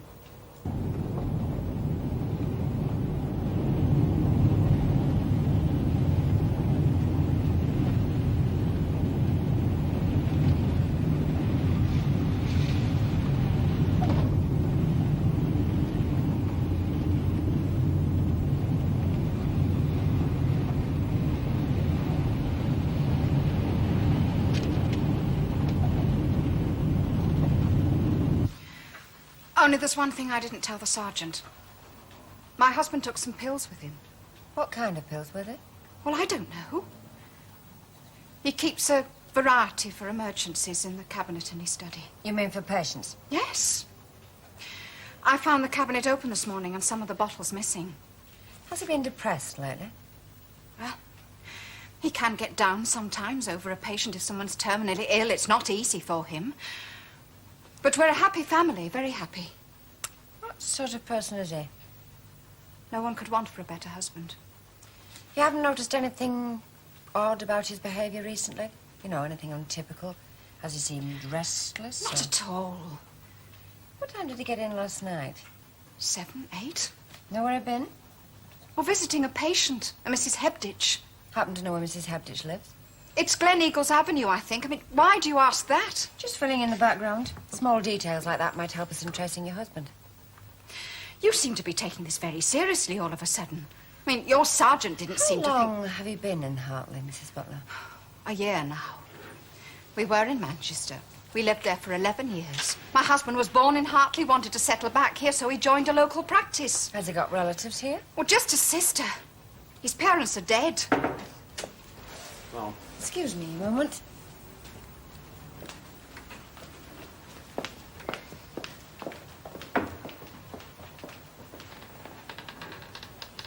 Don't worry.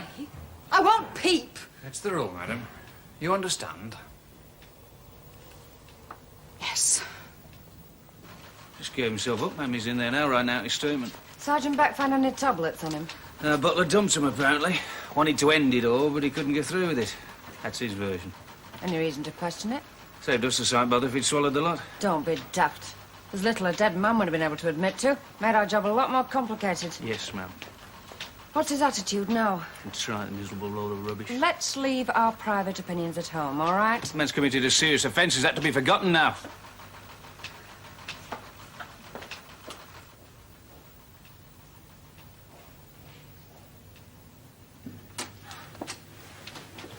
You planned to commit suicide. What changed your mind? It was too easy. It was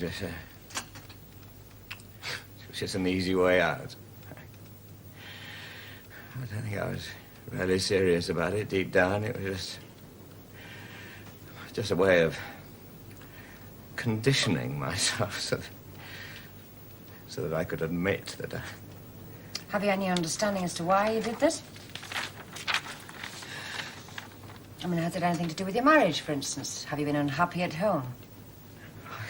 I love my family, my wife and my daughter.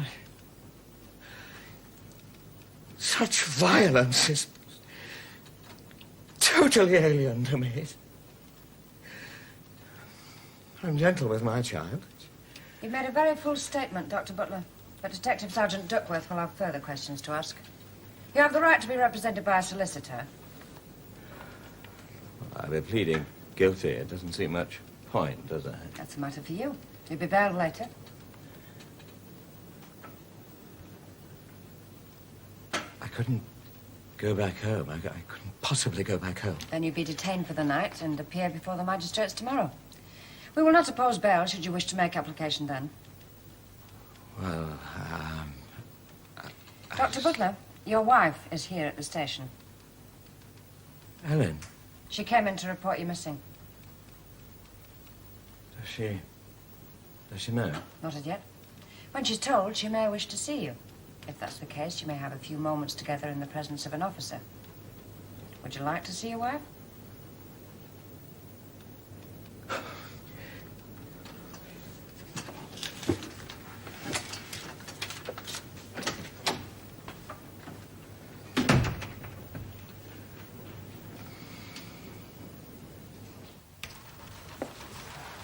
Thank you, Brian.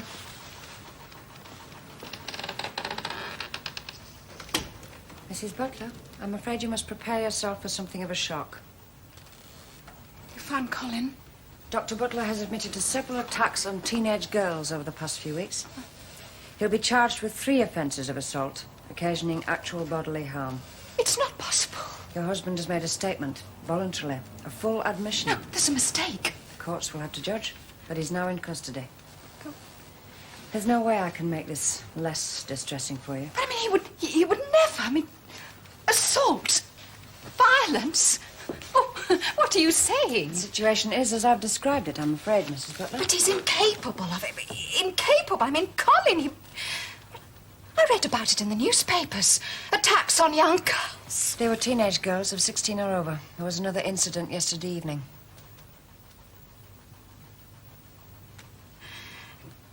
Seems like you're talking about someone different.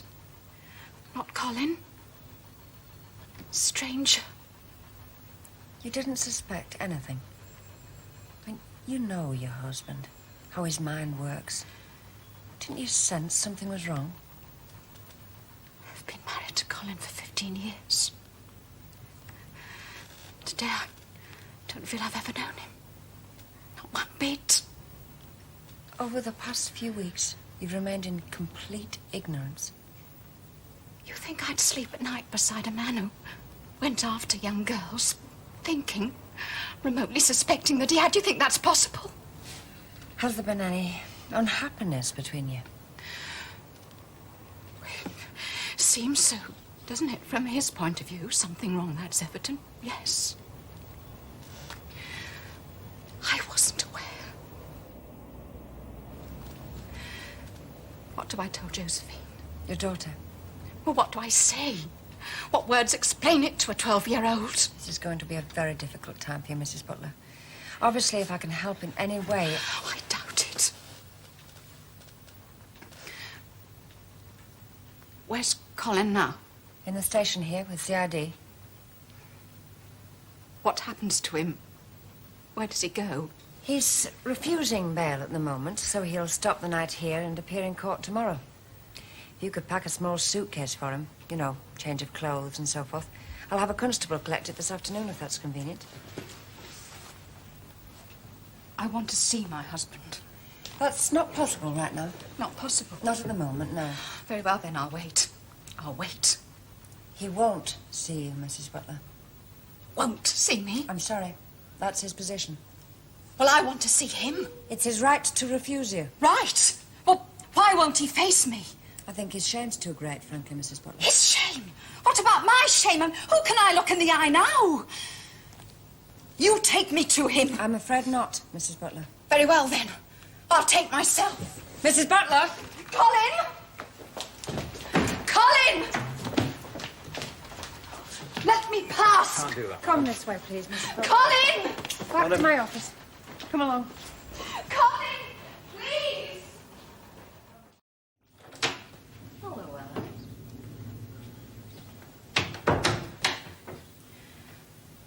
Thanks for coming, Maury. Such short notice. What on earth is it, love? You sounded so desperate on the phone.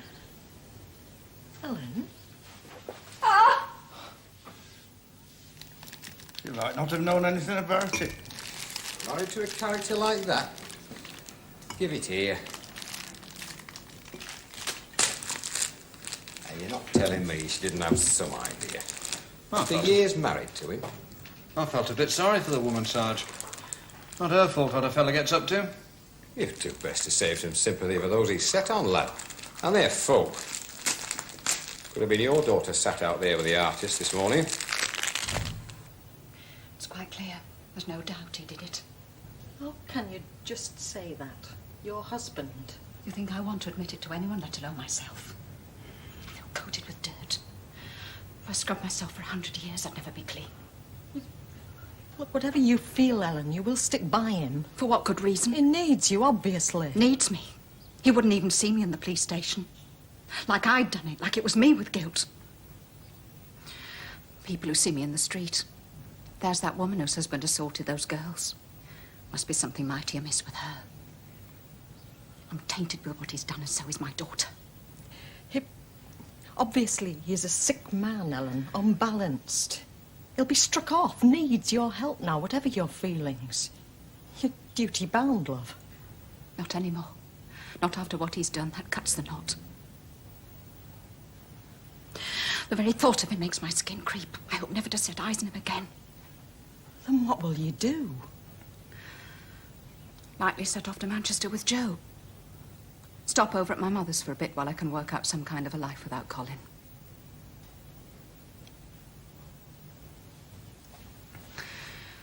Maureen, I was wondering if Joe and I might stay with you for a day or two meanwhile. Just while I clear things out and make arrangements. Well, I couldn't stand living here, all these things around me. Wouldn't really be fair on Reg, you see, and the boys. There's bound to be a lot of gossip and unpleasantness. Bad enough without... You don't want our troubles on your doorstep. More than there will be anyway. I'm his sister. People know that. So I'm the only one expected to stand by him. Only the wife has a duty. I'm just his sister through accident of birth, love. I didn't choose him.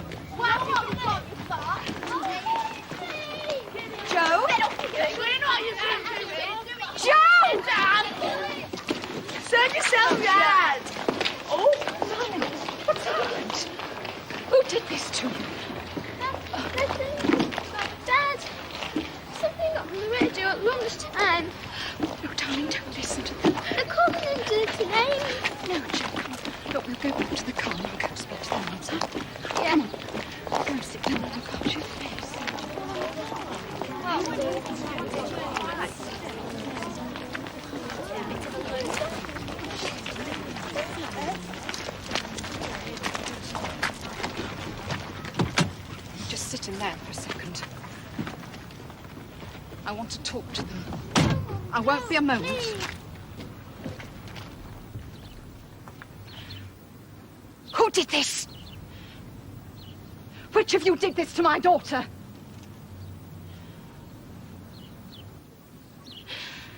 I just hope you're proud of your children.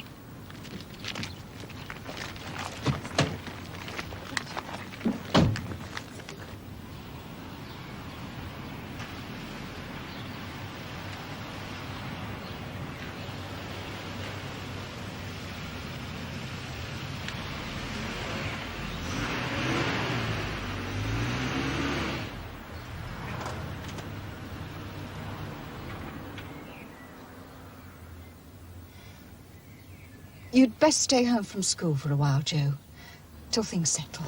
What's happened to Dad? He's got into trouble, Joe. A lot of trouble. The police have arrested him for a crime he's admitted to. And that's the straight truth.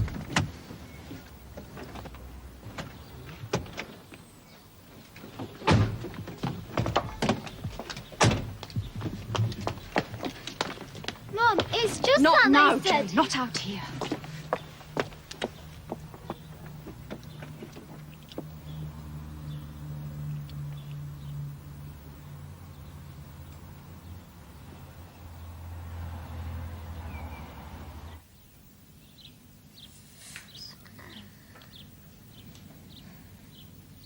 They said something about him attacking some girls, Mum. What?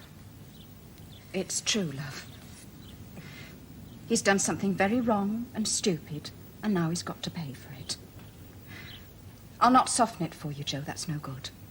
There's going to be a lot of ugliness. Why'd he do it? I don't really know the answer to that. Doesn't he care for you anymore? Maybe not. I'll not turn you against your father, Joe. He still loves you, I'm certain. But when I go to prison... Others will decide. What will happen to us? Seems dead set on it, Mum. You have repeated our intention not to oppose bail. Spelt it out. Told him if he refuses bail, he'll likely find himself in detention till his trial comes up. But he just doesn't want to know. If he's held over by the magistrates tomorrow, he'll be stuck in a remand centre 25 miles from here. I don't want that to happen. Dr. Butler said he'd rather be locked up. His wife will have to travel all that way to see him. And with a 12-year-old to look after, she'll find visiting pretty prohibitive. Well, he wanted to visit him. Will she want to? Seemed fairly antagonistic towards him. At the moment, yes. But she's a rough time ahead. She may want to talk to him when she's got over the shock, even if she won't have him living at home. Simply to break the isolation she'll be feeling. Try to find some explanation as to why it happened. It won't do her husband any good either, cut off from his family, brooding, shut inside himself. You're thinking he might try suicide again? Well, we can't ignore the possibility, even though he didn't go through with it before. We can't keep him here beyond the morning, Mum. We can house him a couple of days longer, give him a chance to change his mind. Meantime, what do we tell the magistrates? Request a 3-day remand to cells, pending further inquiries. 3 days of station muck might help persuade him.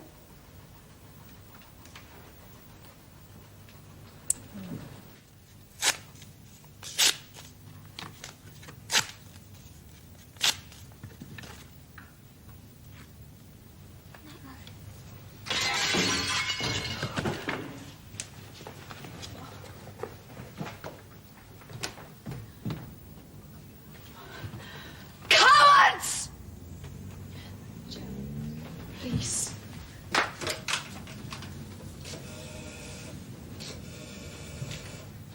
And you saw no one? Quick on their feet, whoever. Would you like a drink? If you've some tomato juice or grapefruit. There's grapefruit. Thanks. Contact us as soon as you see or hear anyone hanging about outside.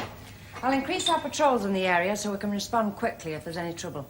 Sight of a police uniform's usually a strong dissuader. I'm not so bothered about myself. It's my daughter, Josephine. She's already had a rough time of it at school this afternoon, set on by some other kids. We could have a quiet word with those concerned, if you like. Possibly talk to the headmaster about the problem? And land Jo in bad odour with her schoolmates, assuming that is she has any left by now. This came by hand this afternoon. No doubt there'll be others coming in the post. Can I keep it? Welcome to it. Let me have any others you receive. I'll pass them on to CID. It's possible any such correspondence can be identified, known to us for similar activities in the past. Also, there've been some phone calls. You know, I'm amazed by people. I mean, who is it who does this sort of thing? What do they look like? And don't tell me it takes all sorts. Has anyone actually threatened you? No, just abuse. That's only the start. We've not had the press knocking on the door yet. Oh, they won't come near you. Wouldn't even risk it. Your husband's been charged, so the case is now sub judice. All I can do is publish the basic facts. If the press even so much as phone you, let me know. I'll soon put a stop to it.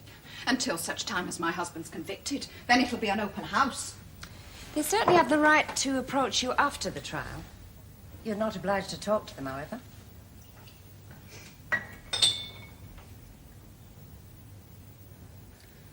Have you seen a doctor, Mrs. Butler? My husband's my doctor. Perhaps you should see someone else? I don't think so. I don't really believe in doctors, you see, not for a troubled mind.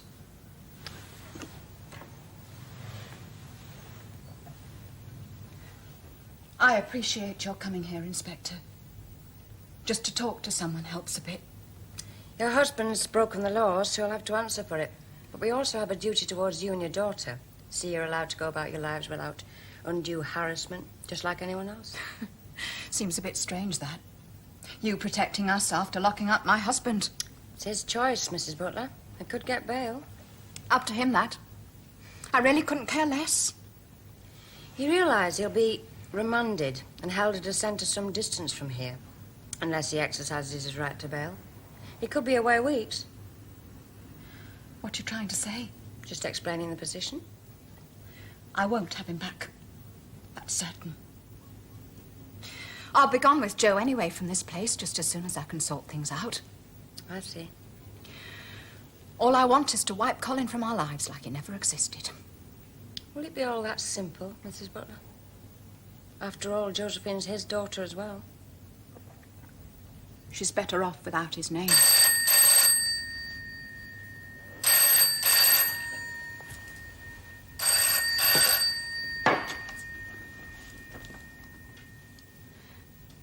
Hello? Mrs. Butler speaking.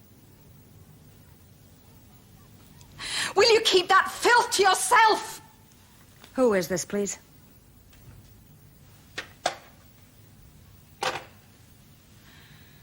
Maybe you'd better move in here. You can always arrange with the GPO to have your calls intercepted, you know. The operator will then inquire of each caller which number they're ringing. It won't necessarily prevent the unwanted calls coming through, but it might discourage them. You know, I'd never have believed it. In one day, 24 hours, things should come to this.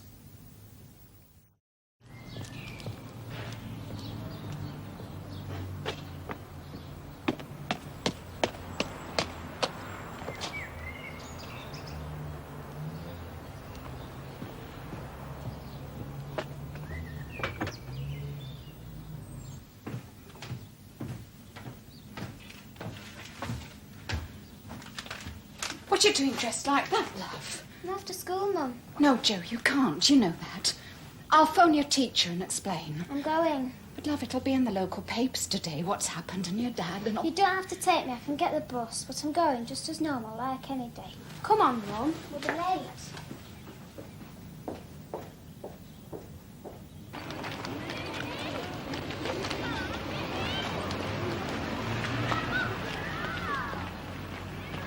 Will you see Dad today?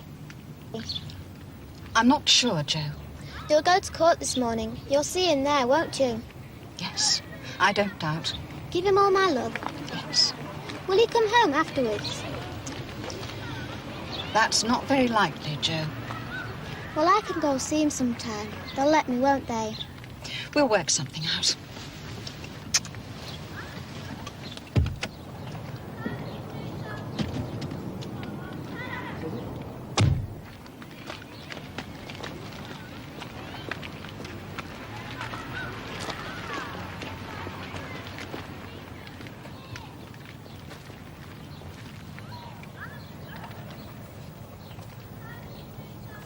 Why are you putting them in there? To preserve any fingerprints. May not get anywhere, but I'll see these letters are investigated. I didn't come about them in particular. What I came to find out was this. Should my husband accept bail, can we expect police protection? So you're now saying you're prepared to have your husband live with you until his case comes to court? Unless he puts up in a hotel. Hartley's not too well blessed with them, though. I've increased patrols in your area this morning. We haven't the manpower to station an officer at your house, but we can certainly review the situation should it become necessary. Then that'll have to do, I suppose. You're certain you want this, Mrs. Butler? Your husband home? You've thought it out? There's not a lot to think about. Not really. He's my husband. And who have I married? I chose him, and he's my rotten lot. But you don't choose. You just love, and I love him. I can't just stop. Oh, I'd like to run. Take Joe and run from Hartley away from all this mess. But he's really dear to me, and that's the way I feel. It's not the way I want to feel after what he's done, but I can't help that. You can't help who you love. It's not choice. It just happens like red hair. Some of this has got to be my fault. He wouldn't have done that if he'd been happy with me. So I've got to find out why. Put it right, maybe. Best get on with it. Will you stay in Hartley? I intend to. I want to take on this town. Well, not that I'd feel different if I were just another housewife. I mean, what kind of a woman would marry such a man? I'd want to know that. But I wouldn't throw bricks, and I wouldn't make phone calls. But I'd want to pass by on the far side of the street.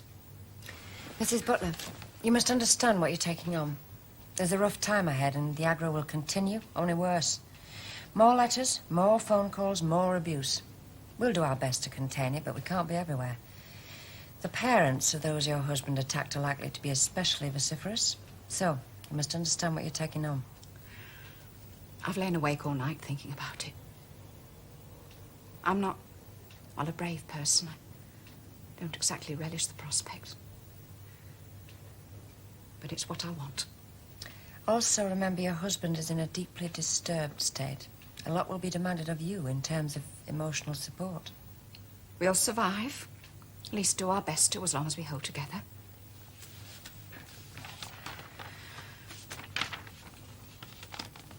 What will he get? He's committed serious offences. I wouldn't like to anticipate the court's decision. But meanwhile, he can be bailed. My sergeant spoke to him again this morning. Your husband still refuses to apply. Maybe I can persuade him. Were that to happen, we would ask the court this morning for a 3-week adjournment of his case. And he could come straight home? Once the formalities have been completed, certainly. Will he see me? Have me talk to him? Let me find out. Tell him he's quite safe. I won't scratch his eyes out. No. No, I can't, Juliet. I can't. Will I tell her that, then? It's your final word. I just don't understand what she wants with me. Talk to you. Just talk. Why? Because... Why? Because she's your wife.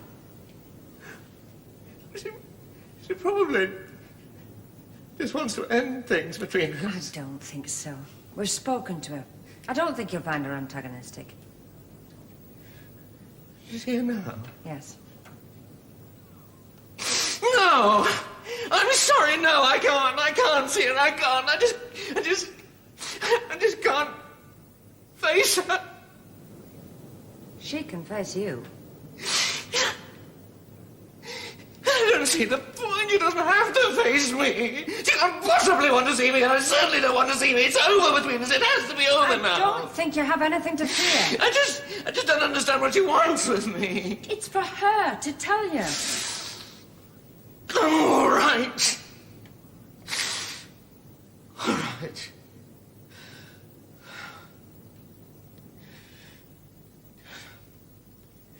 Ask her if she would mind coming in here.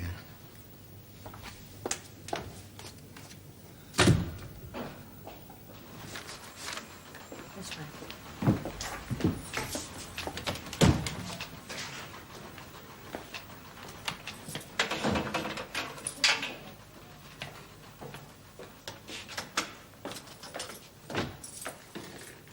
Dr. Butler, your wife is here now. You may have a few minutes together, but the officer will have to remain outside.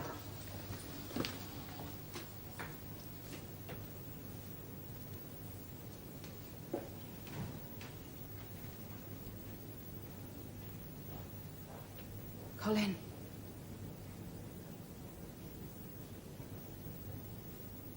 Colin.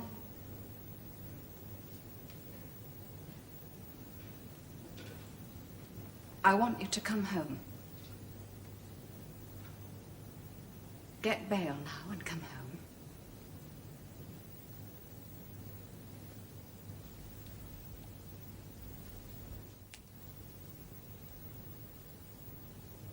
We need you there.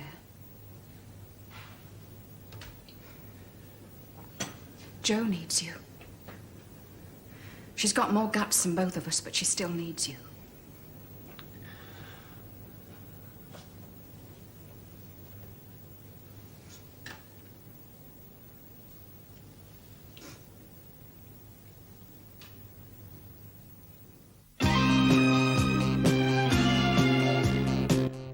Next on Drama, we catch up with London's finest police.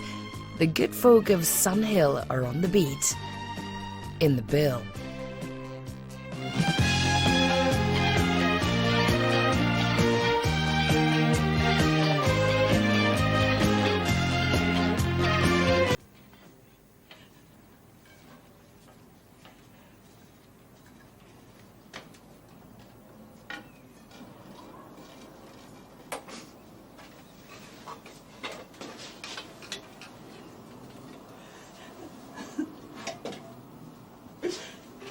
They look after you, dear. Goodbye. Please, God, you'll be looked after. Goodbye.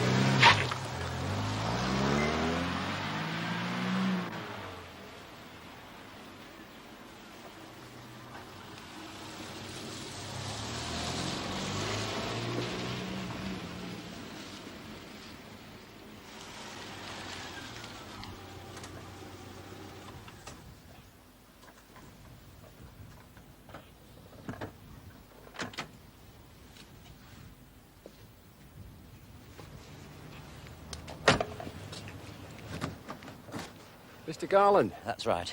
They're still arguing and screaming. I hope it's all right for me to call you up so early in the morning. You're not going to do me for wasting police time. No, Mr. Garland. 6:20 in the morning, you're entitled to call if there's a barney going on with neighbours. It's not exactly neighbours. Follow me.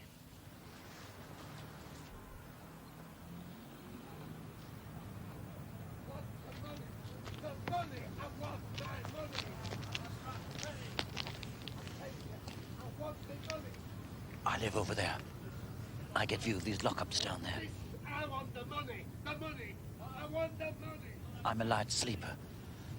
This van arrives about 6 o'clock. Then the Barney starts, and it's been going on ever since.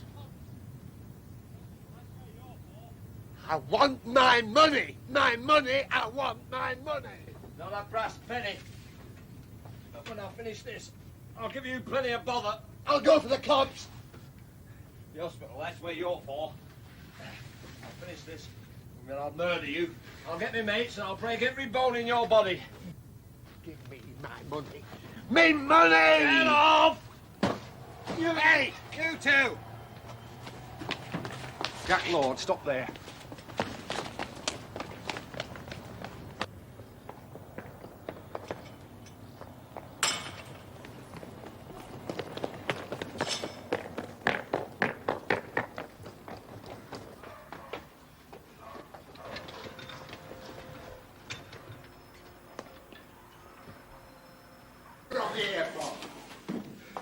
Hey up, what's all this then?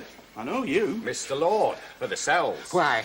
I've done that. I've had now to do with anything. Why am I here? Because your friend ran from me. And I believe there's a reason. And I think we'll find it after some checking into what you were unloading into that garage. But I'm innocent. I weren't unloading. That's the point. If you're innocent, Jack, that's got to be by way of a record. Will you see to him, Joe? I've got to get Bernard Duckworth out of bed. Come on, Jack. I want a lawyer. Ah, well, let's see if you'll be needing one first. It's a bit early to be calling solicitors out. Bernie, it's George here. Something's come up. Could you meet me, say half an hour, lock up garages, rear of Peel Parade, Peel Road?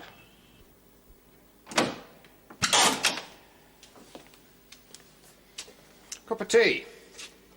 It's more than you deserve. Listen, what am I here for? What are you here for? Aye. Well, the hope is you'll tell us. Could be you and your pal of TV fanatics, but all that lot, Jack. But they weren't mine. I had nothing to do with it. Well, what's the name of your pal? We'll talk to him about it. I don't know. I was just the driver. I see. Is that it? That's it. I drove this bloke and his stuff, and I didn't know him nor it. Don't believe it. Too far-fetched. You saw him. You were there. Saw who? Him. Saw you? What are you saying? I saw you, surrounded by a great number of TV sets at 6:20 in the morning, which struck me as odd. Oh, I see your game, you crafty swine. You stick the lot on me, you leave him out because he got away, and then you say it's all down to me. I'm saying nothing. Until you tell me what it was all about. Why the fight? He wouldn't pay me. He wouldn't pay me, and I'm saying naught else. Look, how long have we known you? I mean, I've been here nearly 10 years. You go back decades before that. A regular fixture and fitting in the house of cards that makes up Hartley crime.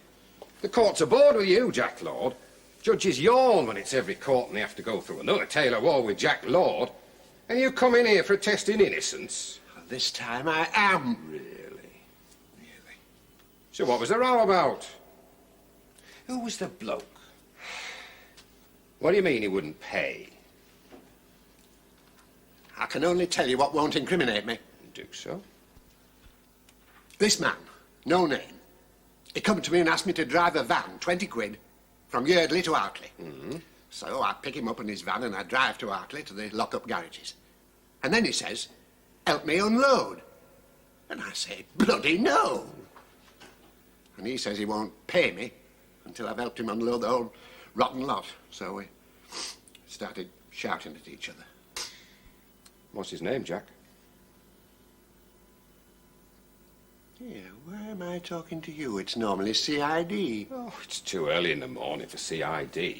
They need the beauty sleep and a proper breakfast before they deal with torture. And what about my breakfast?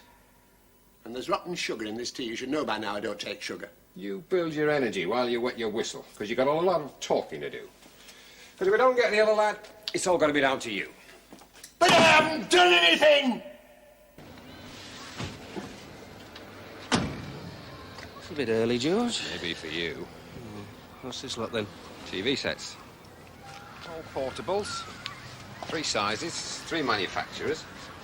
And Mr. Garland, he lives up there, told this morning, about 6:15, complained there was a row going on down here between 2 blokes unloading this lot.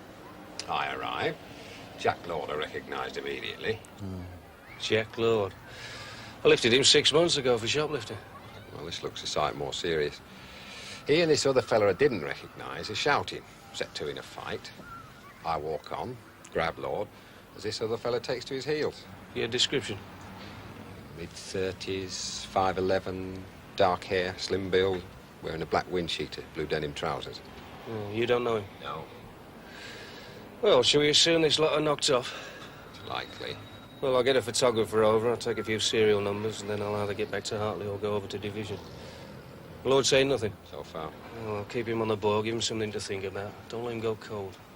Otherwise, he might decide to blank his memory. Right. But have a quick look in the van. Morning, Joseph. Morning, ma'am.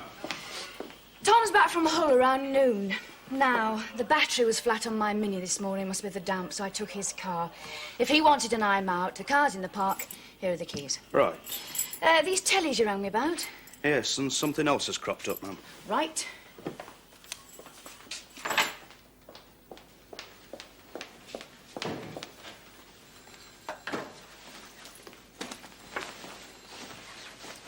First the tellies. What was the value? Approximately £6,000. Mr. Logan's over at Hailston. He's coming across. And what else? The other bit of news is from just down the road. Old Daisy Herrick's disappeared. Daisy? Yes, ma'am. How could she have disappeared?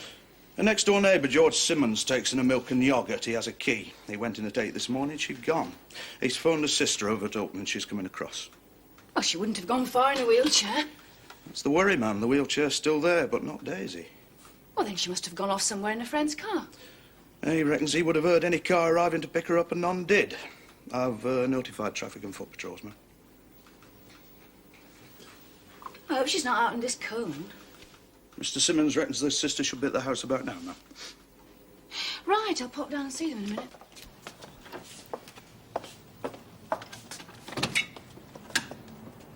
Hello. Hello. I'm from the local police station, Inspector Darby. Oh, yes. Daisy's often talked of you. Come in, come in. I'm Elsie Arbon, Daisy's sister. Come through.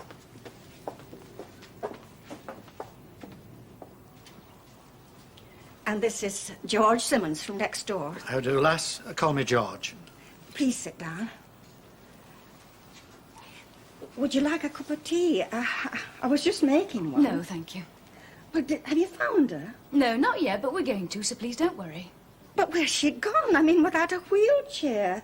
She can only walk a few steps. She goes everywhere in a chair. Well, the only explanation must be she either booked a taxi or was picked up in a car.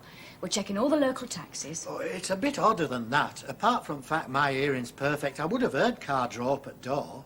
Can I explain? I'm just through the wall there. The Simmons are the greatest pals of our Daisy.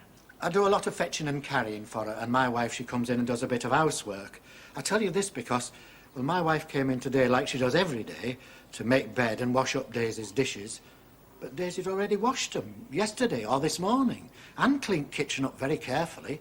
Well, that must be the first time in years. And the bed was made. I'll get you a cup of tea, George. And there's another thing, lass. We all know Daisy didn't have money. She kept everything she had in caddy. My wife drew a pension for her and kept an eye on her funds. Well, Saturday morning, she had exactly £9.60 in caddy.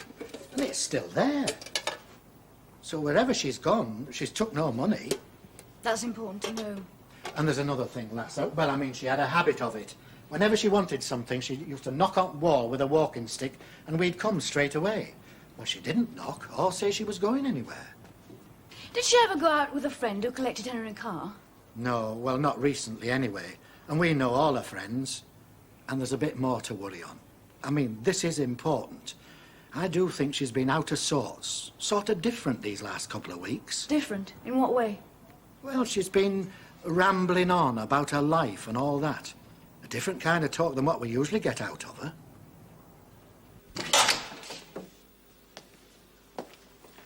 Toast? Aye. I've never had it toasted here before. Take it or leave it. I'm not trying to get into Egon Road, eh? Special concession, that is. What is? You're getting a condemned man's breakfast. What are you talking about, condemned man? Oh, we know a lot more about you than you think. What? Well, you go round masquerading as a petty villain, when in fact you're the big brains. What? And now we've caught you red-handed on a job. No two ways about it. We're going to use that, this minor matter of the stolen tellies, to get you for the big one. Stolen? I didn't know they were stolen. I didn't even know what they were. The big one, Jack. What big one? Oh, come on, you know, the big one. We want to know your part in the big job in the city. What are you talking about? Not for me, the answering of questions, Jack. You, talking about the big one. The one that was in the papers. I suppose you'll say you was just the driver. Almighty God, what are you on at? What I'm on at, you know well. Papers? I don't know. No job that got into papers. You damn well do, and the sooner you start talking about it, the better. I mean, we've always soft-gloved you, Jack, but there is another side to us. We want you for the big one, and we're going to get you. What big one? I just told you, you're deaf in the city. Do you mean the Liverpool job? Of course, the Liverpool job. You were on that, and don't you dare deny it.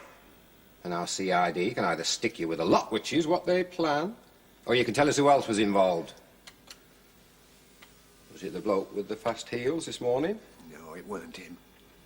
Here, how did you know about the Liverpool job? We know everything, Jack. Our business is simply confirmation. We hear, we learn, or we get the rumours about the jobs and the villains. Our job then is to get confirmation. I'll be back when you've eaten. And you'll be using your mouth for another purpose.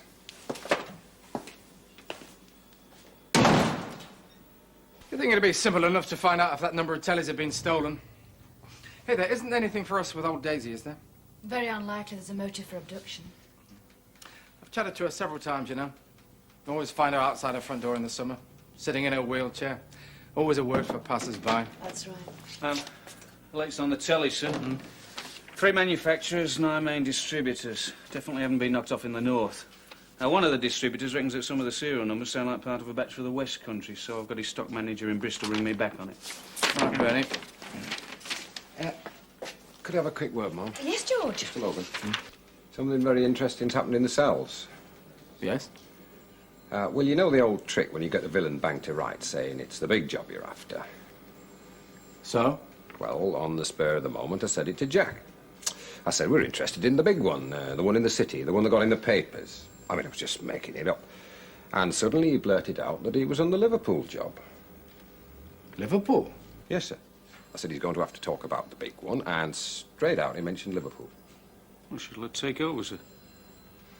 No, if he's talking to George, I think George should stay with it. Go and see if he's got anything else to say about Liverpool. Right, sir. I've talked to the boss. Who's that? Chief Inspector Logan. I find him in a generous mood this morning. Huh? Don't think you've ever had a proper CID grilling. And he's prepared to give you a moment's breathing space. And you can avoid an all-out grilling, but you've got to come across, Jack. Come across where? Come across with information. Like you guessed, it's the Liverpool job we're after, and we're after you. So what are you going to tell me that stops you from copping the lot? The lot? The Liverpool job. We've got a result. We've got you for the court. Now, you can either carry it alone or you can name names. But it weren't really me. I was just nothing on it. You carry it alone or you name names. They'll kill me. Oh, they won't kill you, Jack. Do you know how many colleagues I have in the constabulary? No. 120,000. Your firm are all big talkers, but we can deal with them. All big talkers, but all little men when it comes to the crunch. You can't call Jonesy a little man. Jonesy? Aye. Which Jones? There's a dozen Jones. Which one do you call big? Big Harry Jones. Big Harry? All height, no brains. Oh, what was he on the Liverpool job? If you're saying you were just nothing, what do you mean you were just nothing? I were just driver, like this morning. Jones was driving, you mean? No, I was. He were Brains, the governor. Brains? What does he use for brains? He knew the supermarket. He'd worked there. Well, that's the first time he ever heard Harry Jones work. I don't believe it. You expect me to believe that? He took the job so that he could find out when, at what time, the payroll arrived. Oh, and that's how he found out about Tesco's payroll. No, Tesco's Co-op. Here.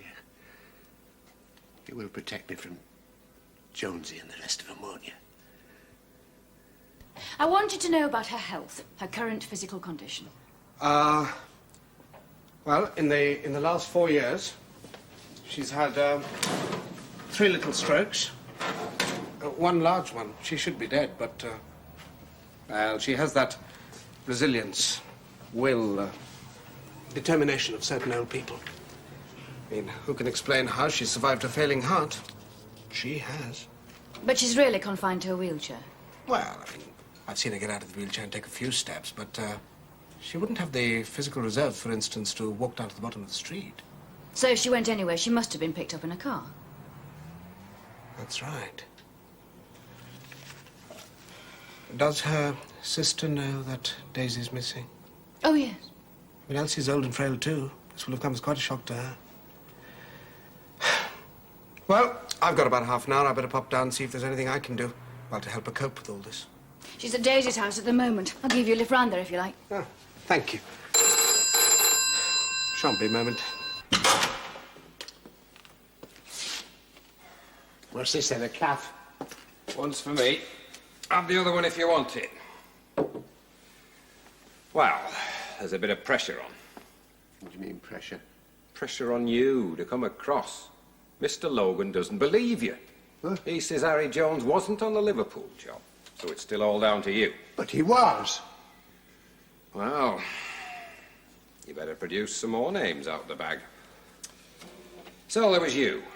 You was the driver. And there was Harry Jones. He was the boss, according to you. Well, he was half the boss. He had the information. Eddie Lyons, he come in with the others. But what others? They'll kill me. Eddie Lyons and who else? Ron Taylor and Jack Gowran, that's the lot. Damn, no teaspoon. I'll fetch one. Back in a minute. And then I'll want to talk about the other jobs you and this little cantata did in the rest of your spare time. What other jobs? You know what I'm talking about, Jack. And the talking's down to you.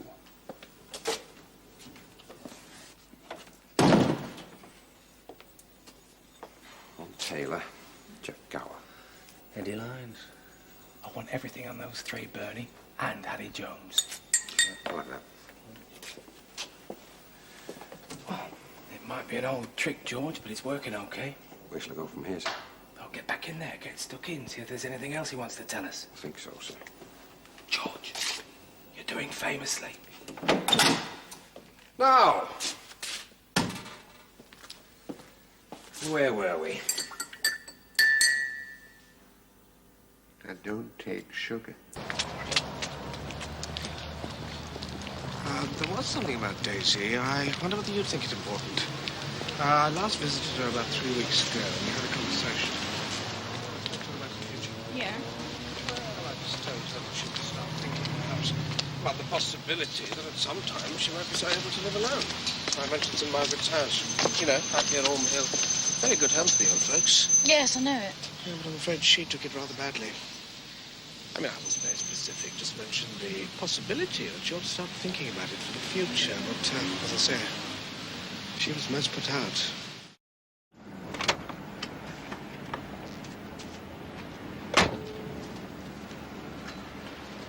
No sign, Mum. I've knocked on every door along East Short Street as far as Ainsley Road. Collis is heading up Ainsley Road just now. Where are the others? Spread about. It's getting cold, you know, Mum. That's the worry, that she could be out in all this. Keep looking anyway. I've covered Shawcross Street, ma'am, up to the Havering Road, where she's been known to visit. Some others, up Ranley, Law Street. There's no sight nor sound of her, ma'am. All the taxis have now been quizzed. Nothing. I think the lads need a brew up to thaw out, ma'am. Yes, OK. Meet me back at the station. We'll get properly organised. It's now down to searching front gardens and vacant lots. And then it's Frogman and dragging the canal. Yes, ma'am. My office in 20 minutes. I'm going to pay another visit to the house. Yes, ma'am. Don't worry. I'll get prescription attended to. I'll go to chemist. Later, George. It's just for some of those funny pills, relaxifiers. I don't want pills. I just want Daisy.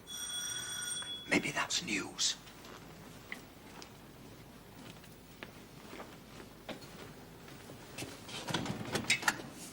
Oh, hello, lass. Come in. Have you found her? Not yet, Mr. Simmons. I wonder if I could have another word. Ah, go on in. No news? Soon, I hope. Yes. Look, I wondered if Daisy had ever mentioned to either of you a conversation she had with Dr. Patel about the possibility at some future date of her going into the old people's home at Orme Hill. What, was she to go into home? I didn't hear that. Well, she never said. No, it was mentioned only as a future possibility. She wouldn't have liked that. Conservatory was alive. There aren't no conservatories in those places. No, all she's been talking about these last few weeks, blethering on, well, you know Daisy, was the good old days. All about the war and pre-war. And I'm talking about First World War when she was a lass in Hartley. All the old recollections. And all fascinating because she's never really talked about them before. I see. Well, think back and perhaps remember some old friend of hers who had a car and might have called. But we have. There's no one. Keep on thinking, just in case.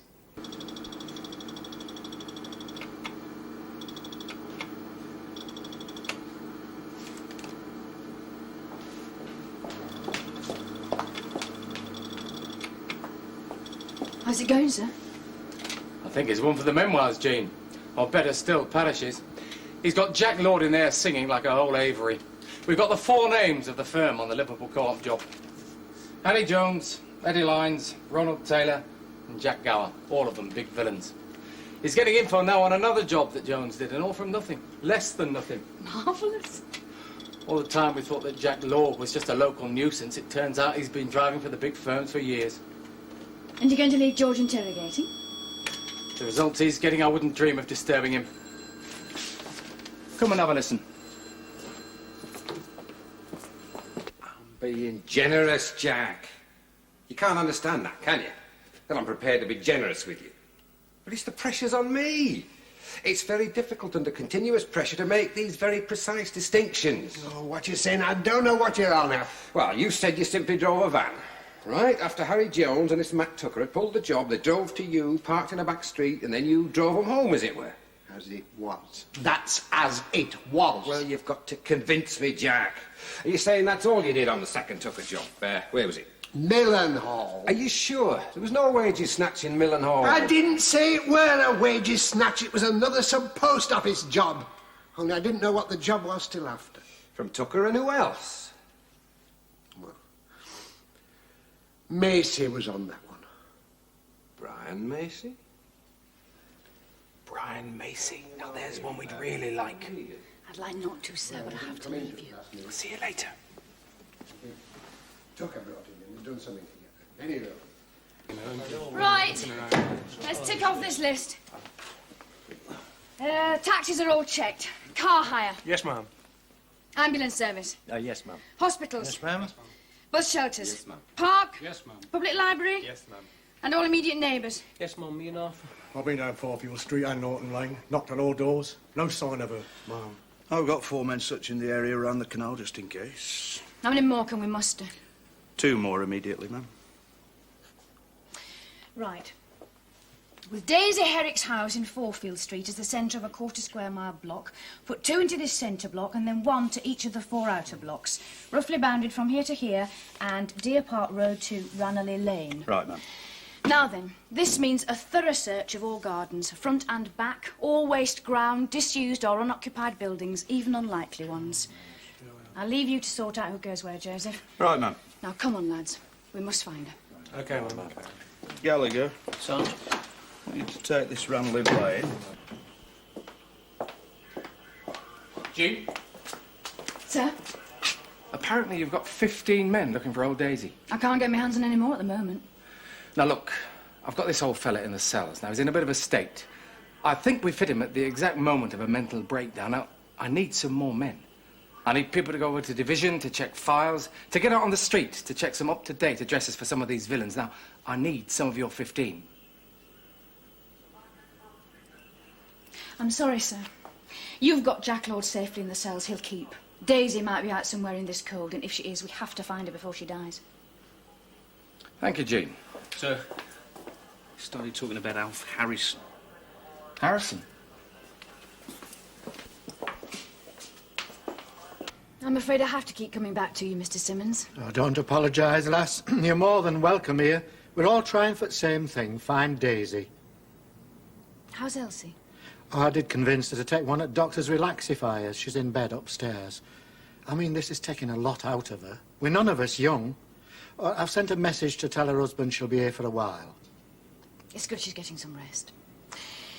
I came to ask you, Mr. Simmons, if you happen to know if Daisy ever lived in any other house in Hartley.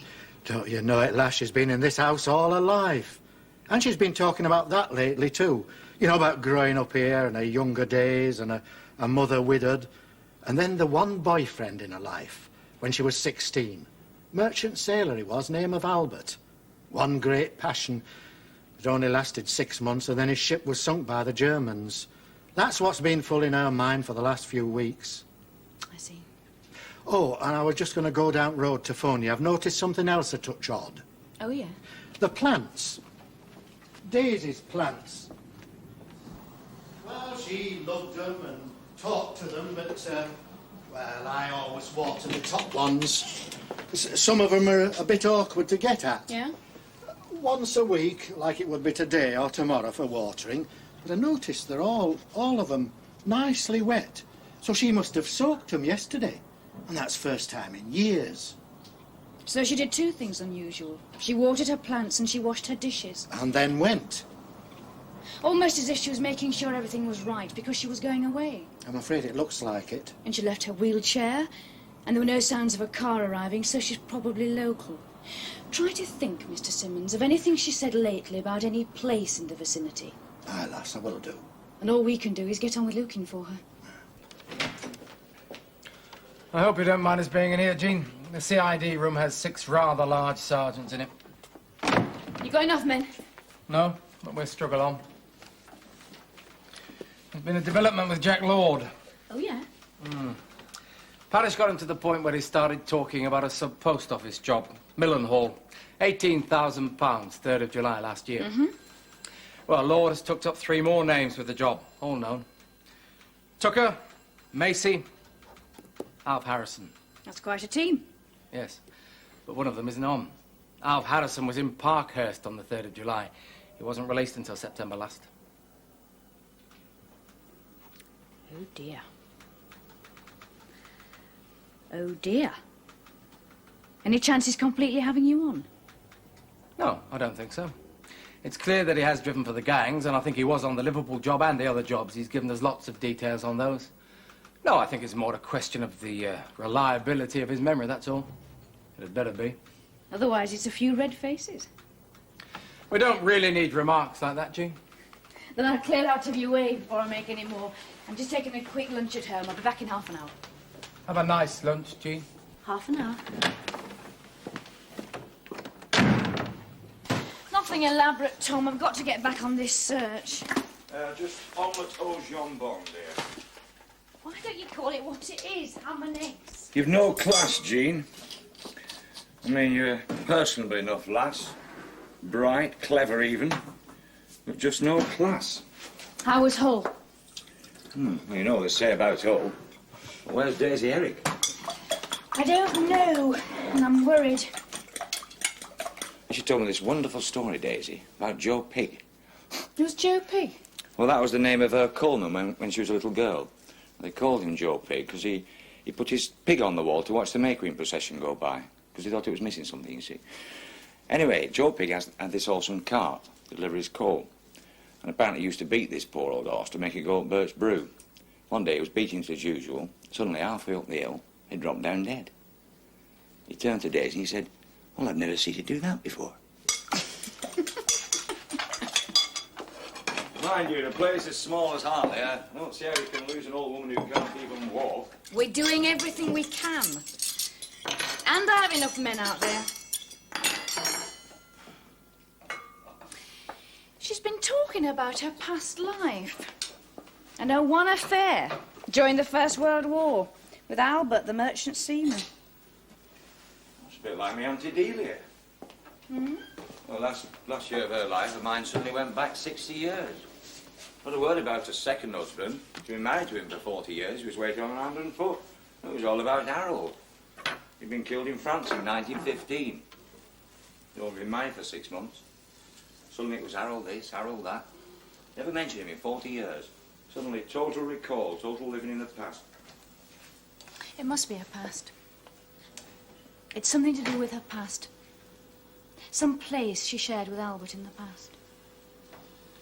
Are you arguing with me? I'm not. Well, it seems like it. I'm trying to tell you the truth. I appreciate it. Relieve my mind.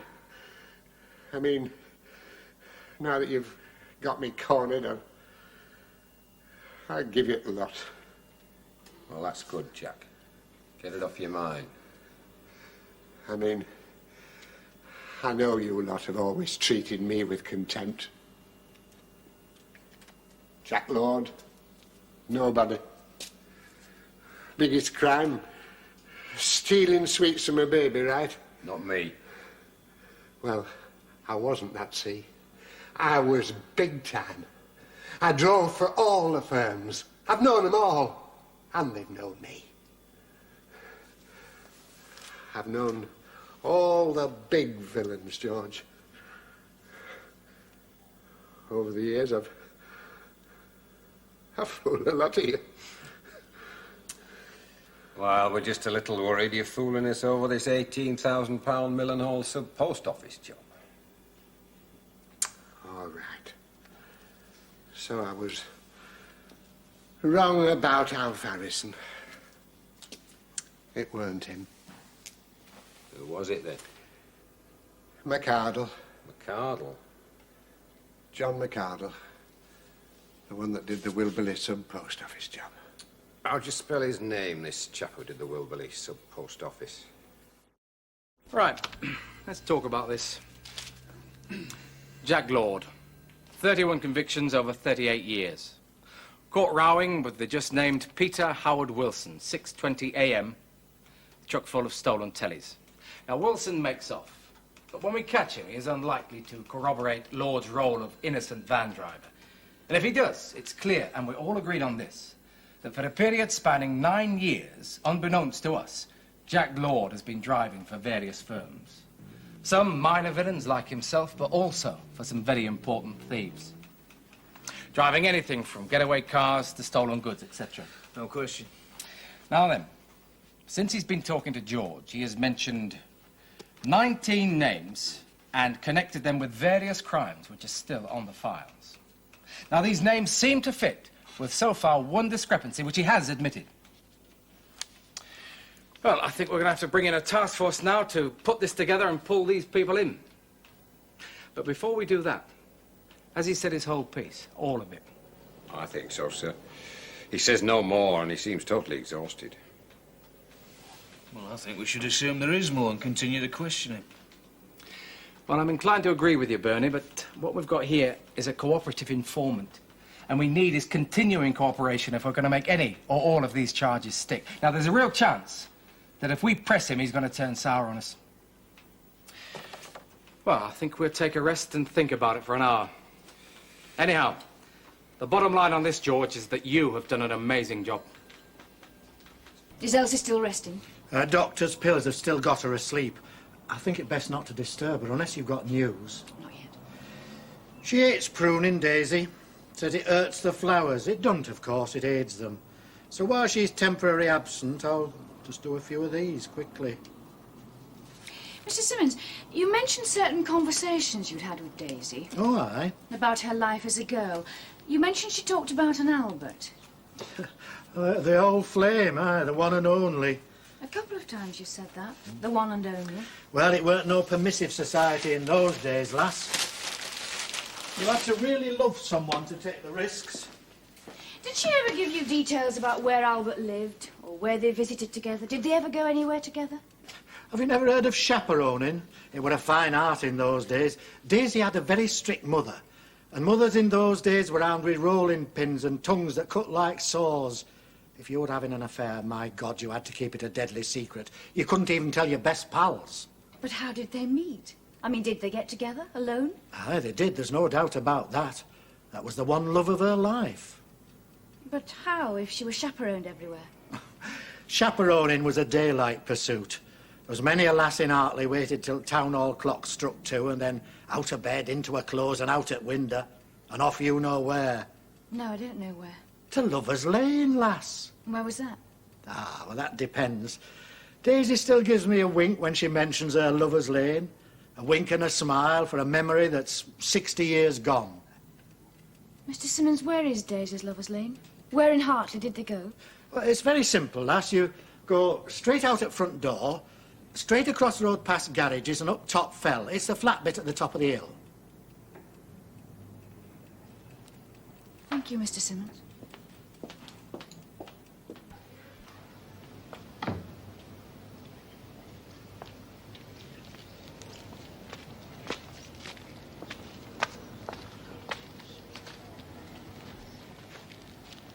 Inspector Derby to Hartley. Hartley. Is Sergeant Beck there? Yes, ma'am, he's here. I'm outside Daisy Heddick's house. Ask him to join me as soon as possible, please. Yes, ma'am.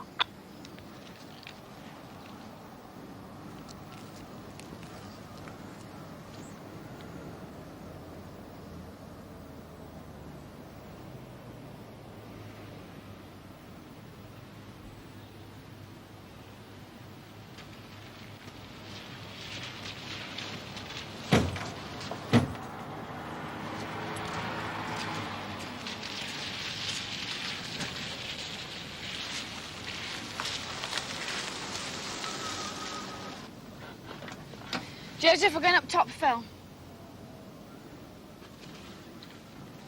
What for, man? We're going to check up there, along the ridge. Daisy Heddick might have gone there. That's impossible. Right. You'll need your wellies.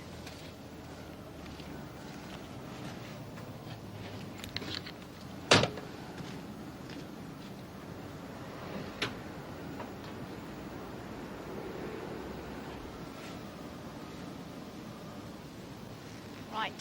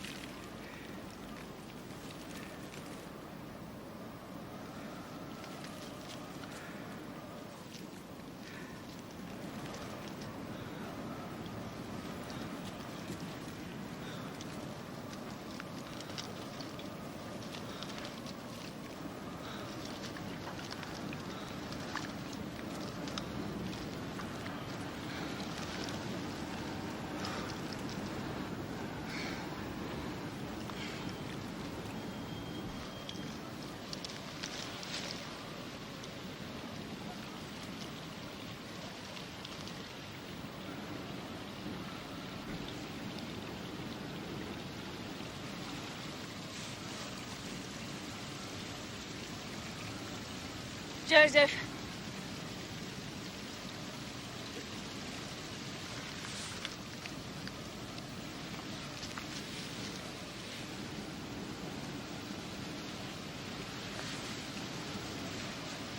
She's gone, yes?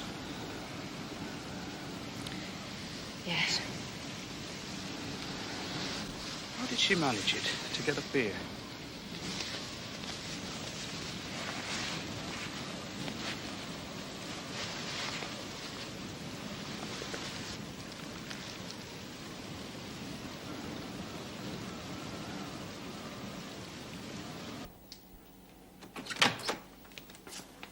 Hello, Jean.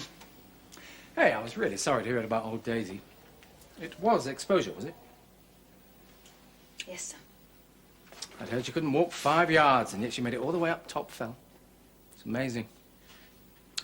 Well, I must be getting back to DHQ. Organise some more troops to deal with the revelations of Hartley's super grass. Mountains of paperwork followed, hopefully, by lots of arrests. See you anon. Yes, sir.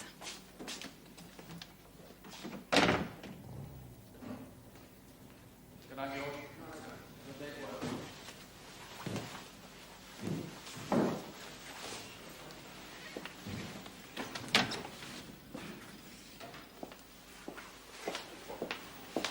Still here? Yes, Mum. Just been writing up my notes for CID. You did well today, George. Thank you, Mum. You off as well? Yes, I'm going home. But I shall stop by and see Daisy's sister and the neighbour. How did she take it? Badly. Sorry about old Daisy, Mum. Yes, a lot of people will be sorry to have lost Daisy. Yes, Mum. Everyone who ever knew her. See you tomorrow, Mum. Yes, George, tomorrow.